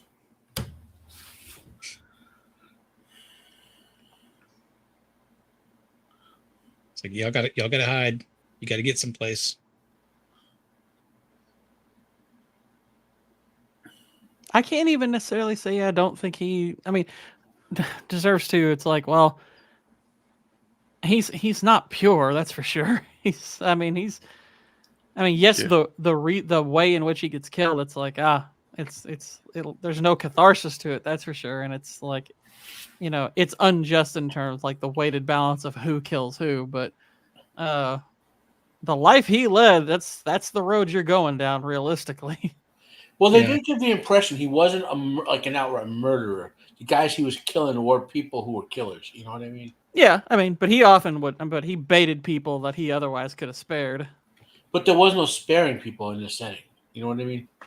This isn't a setting where you can spare the dudes because if they live and they get out of jail, Well, that's kind of the interesting thing. Is that's sort of one of the things about the movie is because the guy he spared the guy who blew his thumb off, She's got and gold he teeth. came back. He came back and Yes. got him killed ultimately. Yeah. Right at this point, I don't understand why anybody would trust anybody anymore. Yeah. Oh yeah, you can do this. It's like, nah, you're gonna shoot me as soon as I put my gun down, or as soon as we show up for the food, or whatever. Nah, I don't think Silencio cares about living in this movie at all. Well, I'm talking about these people here, or anybody yeah. else that people are trying to make deals with, especially with Loco, Yeah. because he's just gonna do whatever he wants to make money. Yeah, that's another thing. Loco is going to kill you no matter what. And like, why would you just not open fire and take your chances? Exactly. Yeah. I mean, you already got a dead or alive warrant out for you, so what's one more, right?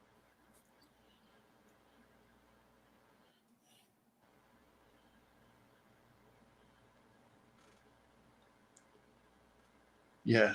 I get these people were hungry, but a few of them should have stayed back and with rifles, just in case. I don't know what was going on with it got real hazy there. Were they trying to make it fog, or it looked like something got on the I camera? don't know. Yeah, it When I was looks watching like it might have been a continuity thing where they either had to shoot in fog or they wanted it here, but maybe they ran out of. It didn't stick around long enough for them to get all the shots because it definitely looked like they put something like on the lens to I give know- it that like false fog. Yeah, they might have put you can put Vaseline on the lens to give it that foggy look. Yeah, But they ran out of areolized shaving cream. They did that. You in, could- you could they did that in even the just- original Star Wars. Yeah. To blur out underneath the land speeder. yeah. I Which, mean, granted, it didn't work very well. It looked kind of horrific, but yeah.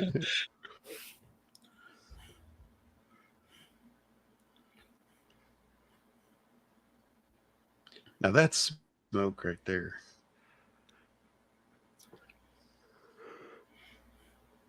I think they were trying to make it look like the wind was blowing, and kicking up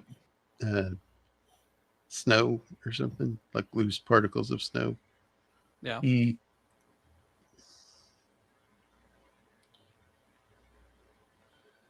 I don't think Silencio goes back to save all the people. He goes back to kill the one guy left he wants to kill. Yeah. 'Cause I think he knows he's not saving them just by killing one guy. I can see that. I think that's part of what making him a silent protagonist is so interesting is because there's a lot of motives you could potentially, attribute to him here. Maybe he's going hoping that by sacrificing himself, they'll live, or maybe he's going just so he can kill that guy. It's like there's a lot of ways in which you can decide to interpret it, but it doesn't go his way either way.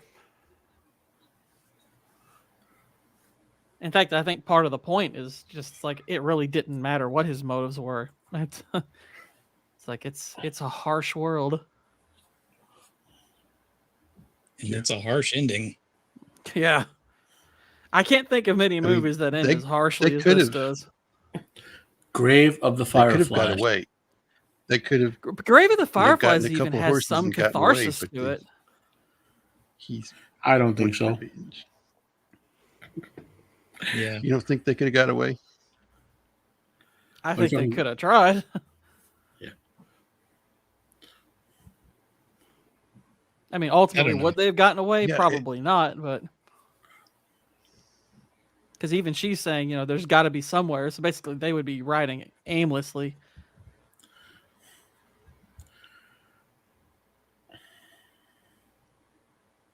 Yeah, but in that environment, they'd have to put enough distance to survive for a few weeks till its hands heal. See, I think it'd be worth a try. I think it would be worth a try. Oh, it's yeah. Like, you got it. You should have. It's like they should have tried it. But but remember, they're driven by revenge, and they're not thinking rationally. They're in this emotion. My entire interpretation of Silencio's character is he basically died when he was a little kid, but he lived. So he's just down this path of killing guys who kill people, killing the bounty hunters who kill people when they shouldn't kill them. That's a sort of revenge, kind of like his Batman thing, but he kills them. And then looking for that one guy who got him, The interesting thing is the guy that did that he, I guess wanted more, wanted revenge on, the not Loco, the other one. The banker. He does die. It's like that. It's like, okay, he gets him, but it's going after Loco. That's the step too far. Up to the last here, I kept thinking, okay, he's just as good with his left hand as he is with his right. Right here, he looks very much like a priest, and priests are sacrifices. Yeah, he does. Mm-hmm.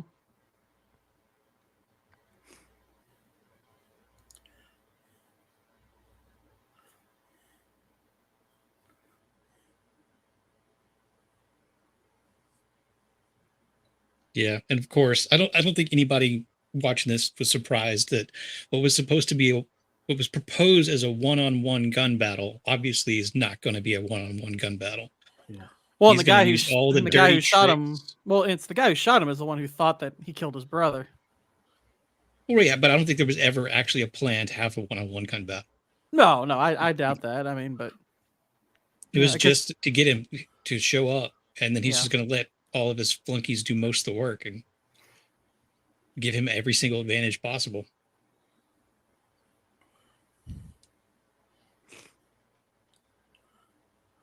Oh, the score in the whole movie is outstanding. But yeah, in this scene in particular, just this cold stare down.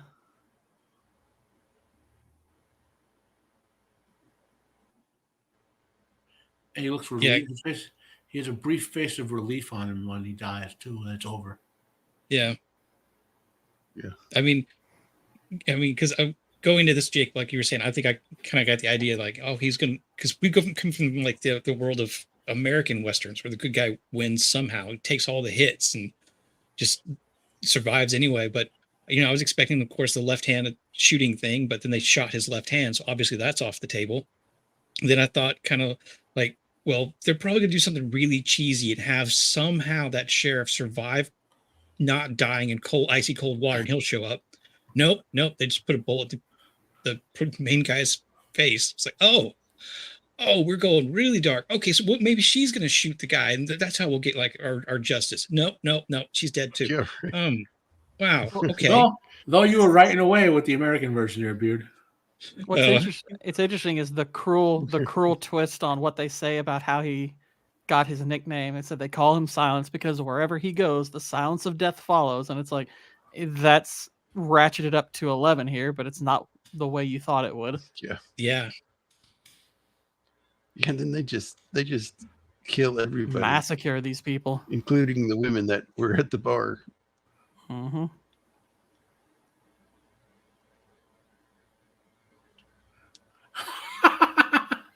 Sorry, guys. I got that. The American ending is on YouTube. Oh no. I don't want to see it. I don't want to. I don't want to Go ruin watch this. that. Yeah, I don't want to. I don't want to taint this with some kind of metal glove or some kind of. It's crazy. The metal gloves. No, it's crazy as you think. The sheriff literally rides into town like a bat hell, shoots a couple dudes. Then Silencio does like a side flip. It turns into an American action movie. Ugh. Oh my god. That's why I laughed. Oh, that's terrible. Yeah, This is so so I'm much- still thinking, like, where is this going to go from here? This can't be how it ends, and then it's just like credits. Well, yeah, when it ended, I was like, I wanted to clap. I was like, yes, finally, this was like the, subverting your expectations done correctly, like the OG version of it, not the repeated. I'm going to inject. Guess what? It's secretly Taskmaster's a woman with like definitely a dude in the suit. We're just gonna CGI a woman's head on the body. Surprise! It has no impact like this does. Oh God! So the sheriff goes up to the captured people and he goes, "I'm not even going to hold a grudge against you, even though you ate my horse. Now listen, okay." And you're all going to be good folks and vote for the governor next election so he can give you an amnesty, right? And he goes, "Yeah, Sheriff, we're going to vote for the governor." Oh my god. Oh my god. I mean, they're criminals. Can they even vote? You go, "You can count on that, Sheriff. Thanks a lot."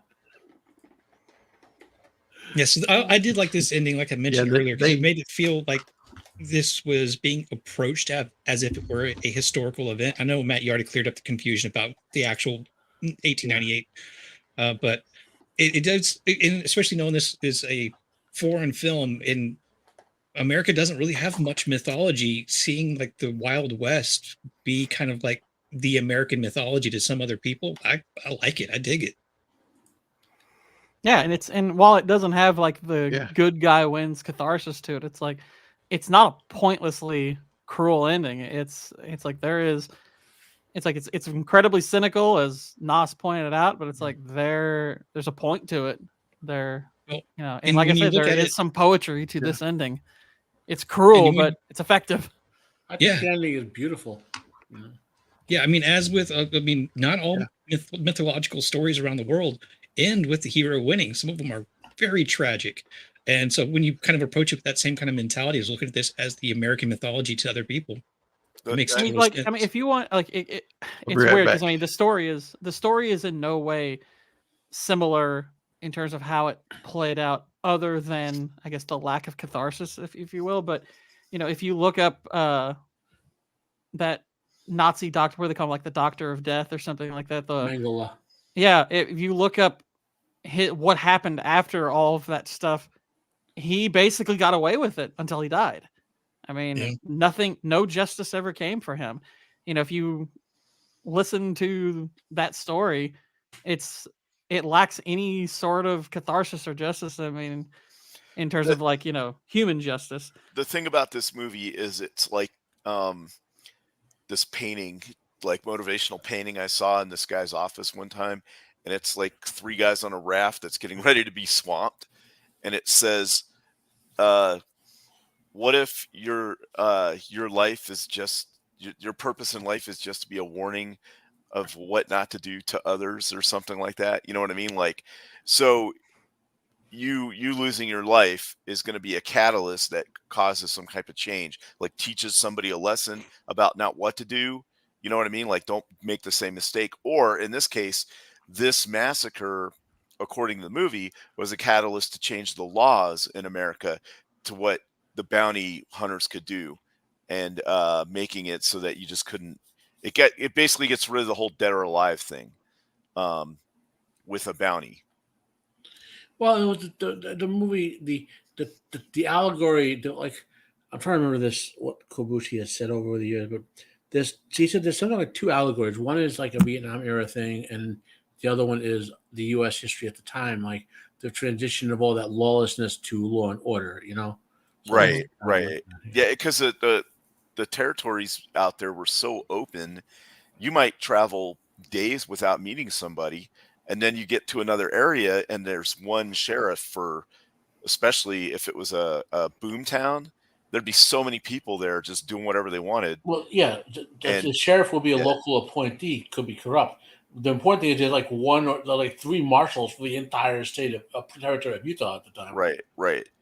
So yeah, you had to basically take kind of, law and order into your own hands. And I think in a lot of ways the West was just as violent as it's portrayed, but also in a lot of ways I don't think it was quite as bad as a lot of people might think. I think more people would be willing to help you out than they would to. Well, everyone had guns, so you were Right. you were far less likely to shoot people when everyone had guns. Exactly. Yeah. Right. That, like, you see all these guys that are armed up and they just get into fist fights and it's fine. Yeah. Nowadays all that would devolve into some kind of gun battle. But I guess if you know that everyone's armed all the time, that changes that sets like the standard of how you act. Mm-hmm. And now that most people don't walk around carrying guns on them anymore, if somebody does have a gun and they get in some kind of altercation, it's really quick for it to come out. Yeah. Yeah. Right. I did want to shout out real quick the unofficial honorary 6th member of the panel, Nos, because he's been just cranking out all sorts of input and facts. So really glad he was able to join us. Yeah, we've had a great chat tonight with everybody. Yeah, definitely coming in here. And I'm glad he pushed me to watch this movie. Yeah. Me too. Yep. I guess in American terms, Nosferatu it would be, but in Italian cinema, it's just violent as anything else. There was some really gory stuff in the 60s and 70s. Well, yeah, they did. Yeah, like wasn't Cannibal Holocaust like an Italian movie or something? That was. It was Italian production. I don't think it was an Italian movie. Oh well, okay, right, but you know what I mean. It was but it had Italian production to it. So yeah. Well, if you go and watch the first, I watched this. Sorry. No, I was gonna say if you watch all the spaghetti westerns that never made it over here, people get gunned down. Like all the Django movies, all 500 of them, for example. People get the what did I mention before, the Zapata movie. The all other the people get gunned down left and right. It's like crazy. It's like American cop shows where on Law and Order, like one person dies every week, but in real life no one dies that much. You know what I mean? It's like it's the same thing with these 60s, 70s Italian movies. They're there wouldn't be people up there if they were killing that many people. Yeah, that was like certain like genres like cyberpunk, where they had in the cyberpunk universe they have these like lottery numbers and how many people are going to die per night, and it was like in the thousands. It's like, nah, you can't have that every day. The city be emptied in like a year. No one would want to live there if that was that violent. That's like war zones aren't even that bad. Yeah.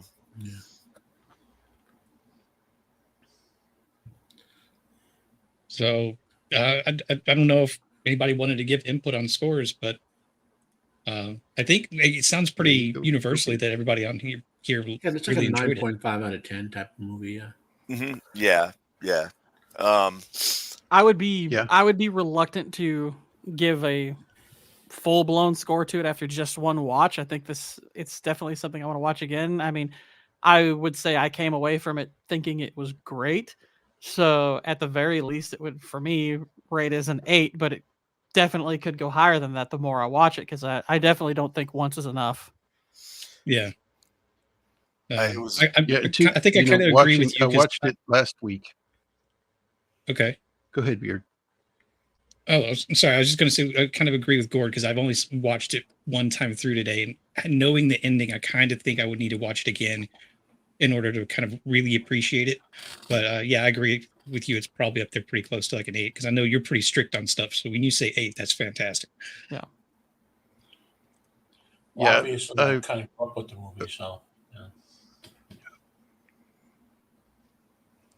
I you know, a lot of these that I've done that I've only seen once or twice, after, having people on and reviewing it and getting their input on it, I come away with it even more appreciate the movie more.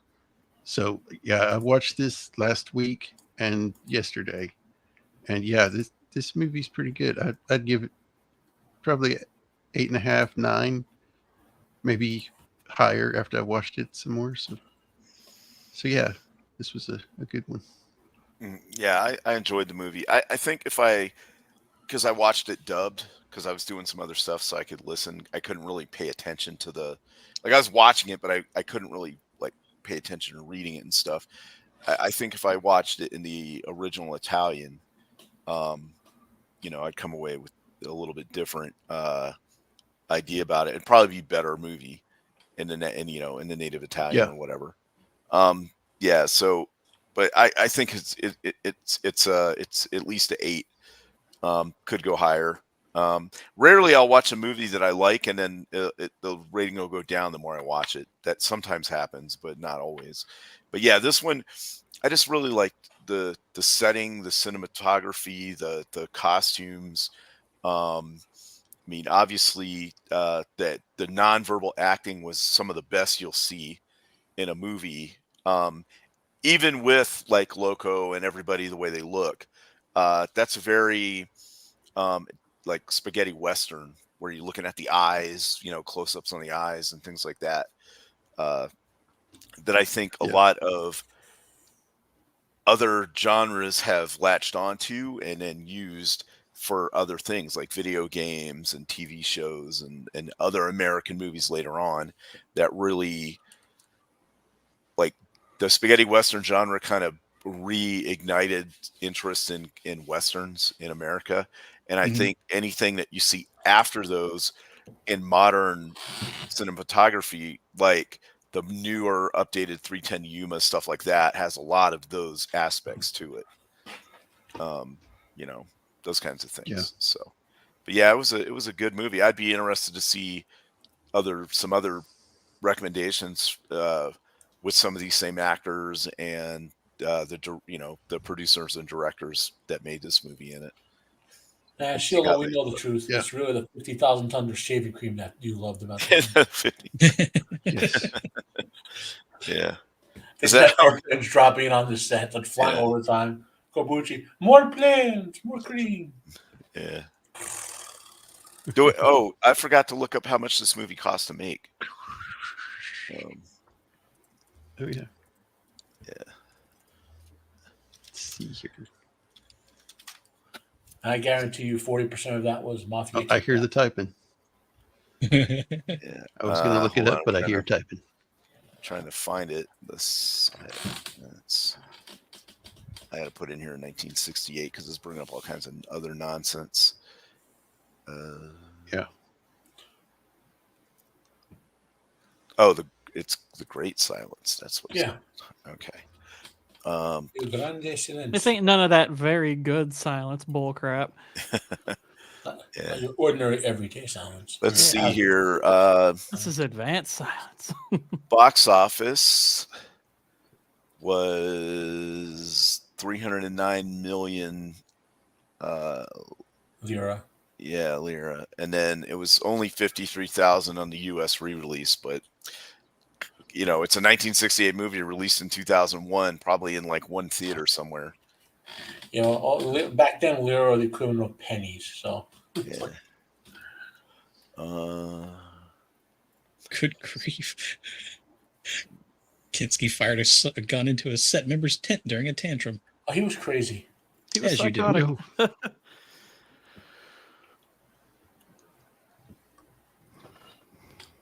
And Shield, I don't know if you saw it. Nos got a couple recommendations for you, and probably a lot more than will fit in chat. Oh, I know Aguirre. I definitely have heard of Aguirre Wrath of God. That's a Herzog movie. Yeah. I think I've heard of Wrath of God, but I don't know the other ones.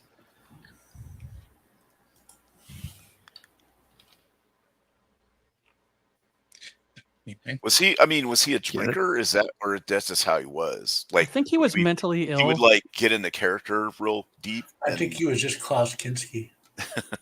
I want to say like I was reading a little bit about him, and like some said like he had schizophrenia, but yeah, I don't know a ton about him, so I can't say for sure. And he was the hunchback in one of the Clint Eastwood spaghetti westerns. He's done some horror movies, you know. What?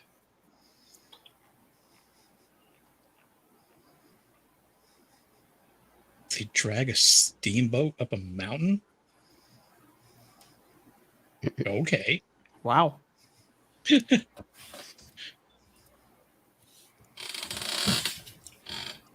Crazy.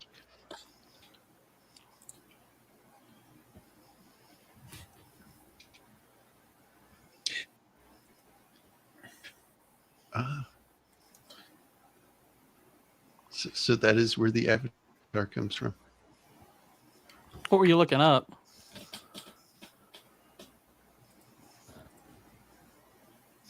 Yeah, I'm still.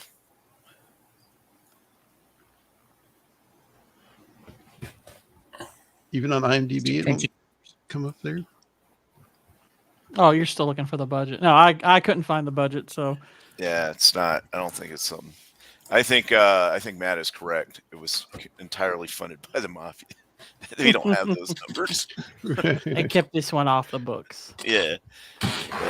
If you want, there is a great silence about how much this cost to make. Yes.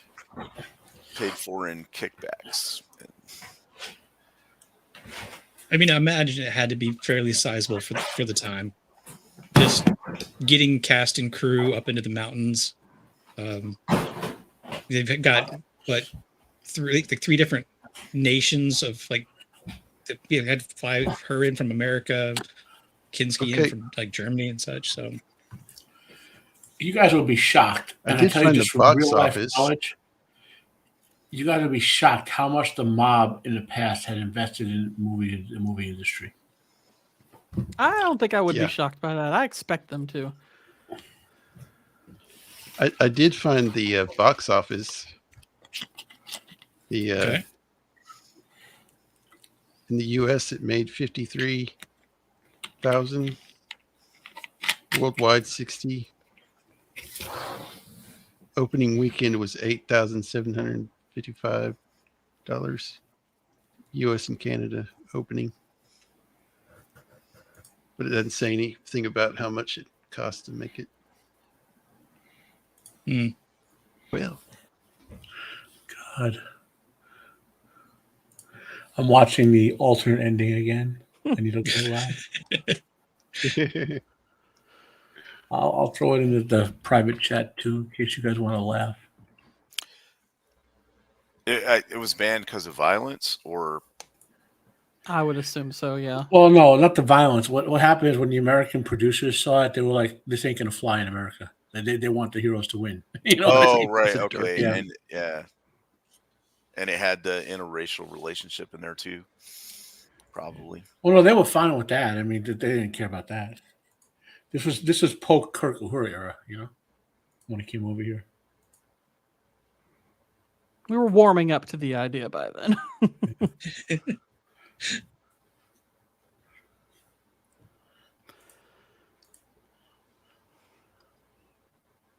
They must have pulled the metal gauntlet out of like a suit of armor or something.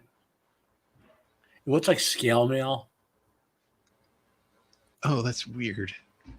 See, once that like enters the picture, Had like a bulletproof hand. It goes off the rails at the end. It just makes me think it shifts into like one of the like Evil Dead movies. It's just funny, like the sheriff just rides in, like no one hears him galloping. He just rides around the corner, and you know, and no one reacts at all.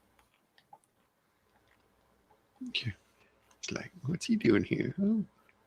Then they do combat rolls and stuff. It's like, Oh my god! Tactical roles. Oh,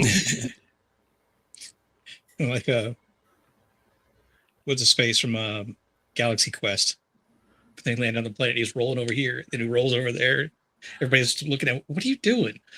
And then the sheriff does Does the the rolling political help? thing, the political spiel. I was like laughing.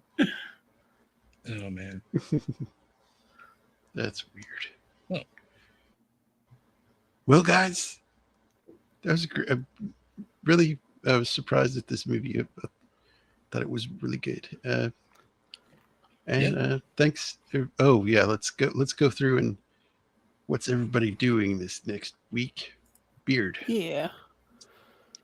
As busy as my week was last week, I don't have much this week. After the weekend took yesterday off, I've got this show, and then I'm pretty sure my Wednesday and Thursday usuals are off this week. So I don't actually think I have anything again until Sunday. It's going to be weird. I'm going to have evenings where I'm not sitting down in front of my camera. Yeah. But yeah, the next thing will be There's no the Sunday Roman stream show. will I be feel what was lost. What supposed to. happened? Yeah, exactly. The Yeah, stream I was yeah, supposed to no have this Roman. past Sunday, because we forgot it was Mother's Day, because when we scheduled it, was the second half of the Fallout vaults, like all going through all the different vaults in the games, over with Stark of Iron on YouTube and Snail Messiah. So we're gonna do that again this coming Sunday afternoon. But yeah, I think until Sunday I'm just chilling. So that's all I got. Cool. I can't pronounce it. Matt. Il Grande Orso. Insoportable 73. So Nosferatu, I know the film came out the same year Kirk and Uhura kissed. By the time it made it here, we were well past the era of interracial kissing and whatever in America, you know. In any case, what I got going. So I dropped my live reaction to the Rings of Prime teaser today. I did not stroke out, even though I thought I might have, but I didn't stroke out. So I will survive. How about that 5-head on Sauron? No, the best thing in it, and people didn't catch it. Look at me. Did anyone watch put the an elf wig on. You can't tell who I am. Did anyone watch the old AD? I mean, it looks like a Monty Python thing. Oh, it's rough. The old AD&D cartoon with the bow that blows up buildings and stuff. Galadriel has the bow that blows up buildings now. Wow. Yeah, from that old AD&D cartoon. No. Yeah, but I did my little ripping apart. I'll probably talk again about it on my live stream on Friday. So I got that out there. I got to make time to do my. I keep what, Jacob. I don't anyway. want to turn this into a Rings of Power stream. That's what I'm saying. I'm going on something else. But that trailer looks so bad. So bad. Yeah. Go ahead, Matt. Sorry. So I got I will sometime probably tomorrow finally record my Horatio Bloom Hornblower over Royal Navy, the Gregory Peck movie from the 53. Then I'll get on to watching the next cool. Sharp and the Hornblower series from the 90s, one episode of that each. So I'll get those reviews out soon. And then I don't think Roman has anything this week, so I'm not on that. I think my next after my live stream, and Jacob, let me know if you could be on this, or anyone else could be on this Friday or not. Yeah. What's the next? My next thing will be something with you. What's the next thing? I look at the calendar. My next thing actually needs some people for it, but my next thing is Dial M for Murder. I've got a couple people from the UK going to be on. It's going to be on at 2. Yeah, I never got. I don't really one Hitchcock film. That's a Hitchcock movie, right? Is it Hitchcock? Yeah, right. The only movie of his I ever loved was The Birds. So, because I love horror movies. Well, if I ever do The Birds, you're invited. Yeah. You could still be on it though. You could be the detractor. This goddamn Hitchcock. Hey, it can be pretty fun to be the person on the panel who doesn't like the thing. Well, that's why I didn't pick to be on his Alien show, because people love aliens, but I nitpick it all the time. I ruined it for Shieldwall on one of Roman's streams a few months ago. So whatever. My next live stream after my own will be something with Jacob. I think maybe Alien. I think it might be Alien in 3 weeks or whatever. You know? Oh, And then Yeah, that's a few months away. It's a month that's away. in July, I It's think. a couple months away, I think. yeah, July. let's take a review of Jacob's Let me calendar. look real quick. Okay. So did you put any Iron Legion one, Jacob? Okay, your next one is True Grit, and that's June 6th or June 11th. Sorry. You 11th will is True hear Grit. Jacob and I lament why they made the remake they didn't have to make. Oh yeah, Because that of remake is not Why? good. The original is so much better. What's her name? The actress Darcy.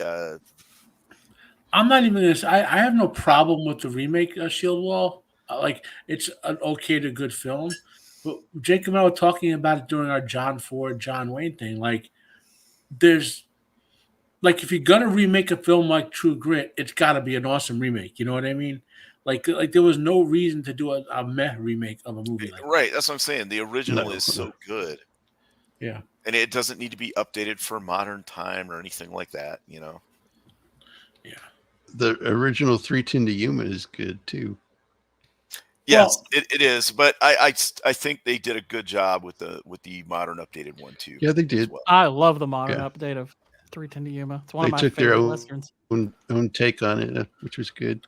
Yeah, I'm happy with that one because they didn't do a carbon copy of the original. But with True Grit, they just did the exact same movie, but not as good. That was not as good. I think the Coens did an awesome job with True Grit. I'm not gonna lie. I love their version of True Grit. well, when like for example, when Kurosawa's films, like when they remade Yojimbo as A Fistful of Dollars, that was an excellent remake, but different. You know what I mean? Yeah. Right. Or when they remade Seven Yeah. Samurai's Magnificent Seven, an excellent remake, but was different. You know, Mhm. that's to me when they make a great remake. You know what I'm saying? Like when it's not like pound for pound, when it's like something like a different take on it. You know what I'm saying? Yeah. They did in the new True Grit. They did get the location right though.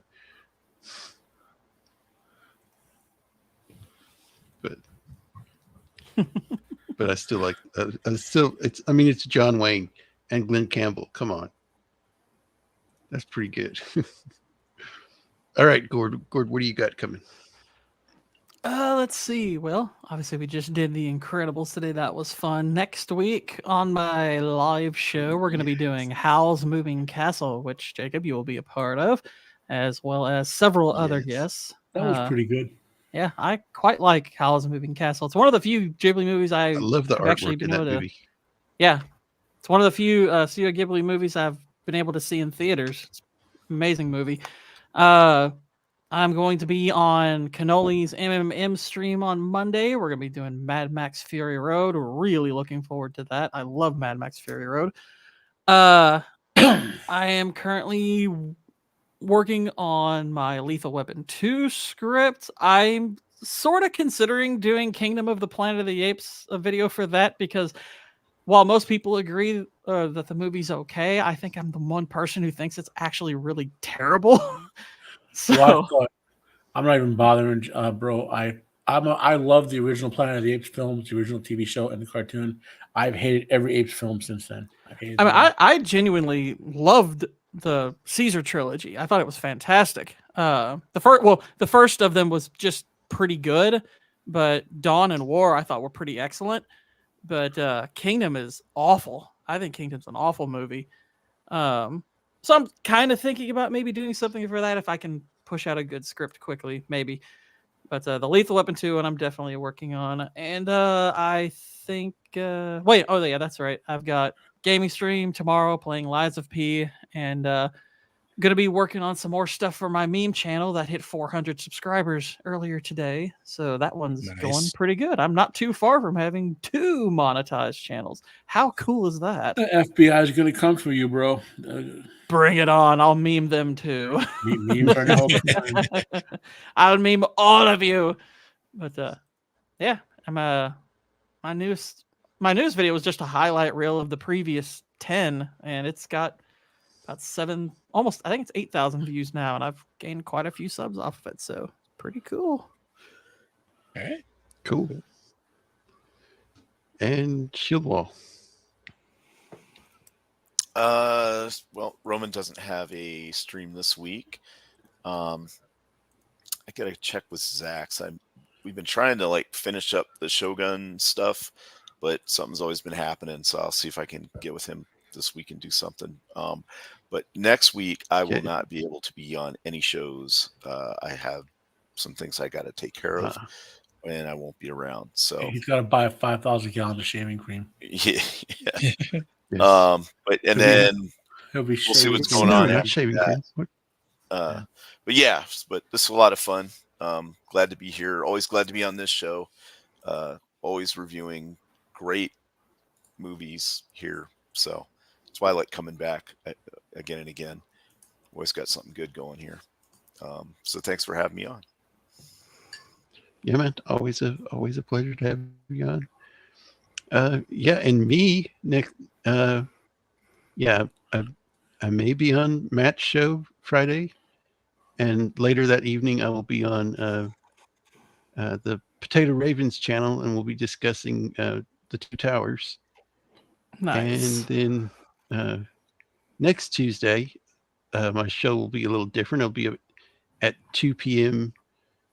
In the afternoon, and I'll have some people on from the UK, which will be fun. I've been wanting to have some of those people on for a while. And then later that evening, I'll be on Gourd's show again, talking to Hal's I live in Moving Castle. Lexington, so I'm actually not far from UK, University of Kentucky. And screw them, by the way. I don't like them. Oh yeah, you know what? I forgot. That's all we got. I actually forgot. Thursday. I'm on Reality Based, Ryan Roger Athe's channel. I forgot Cool. about that. Okay. What did you? Cool. Well, thank y'all for being on, and thanks to the chat and Nosferatu for bringing out all that information about this movie. It's great, and and for being the reason why we watched it. It was a good choice. I hope Nos. everybody has a. Yes, it was. I hope everybody has a blessed week, and we'll see y'all next time. Have a good one, everybody. Later. Laters.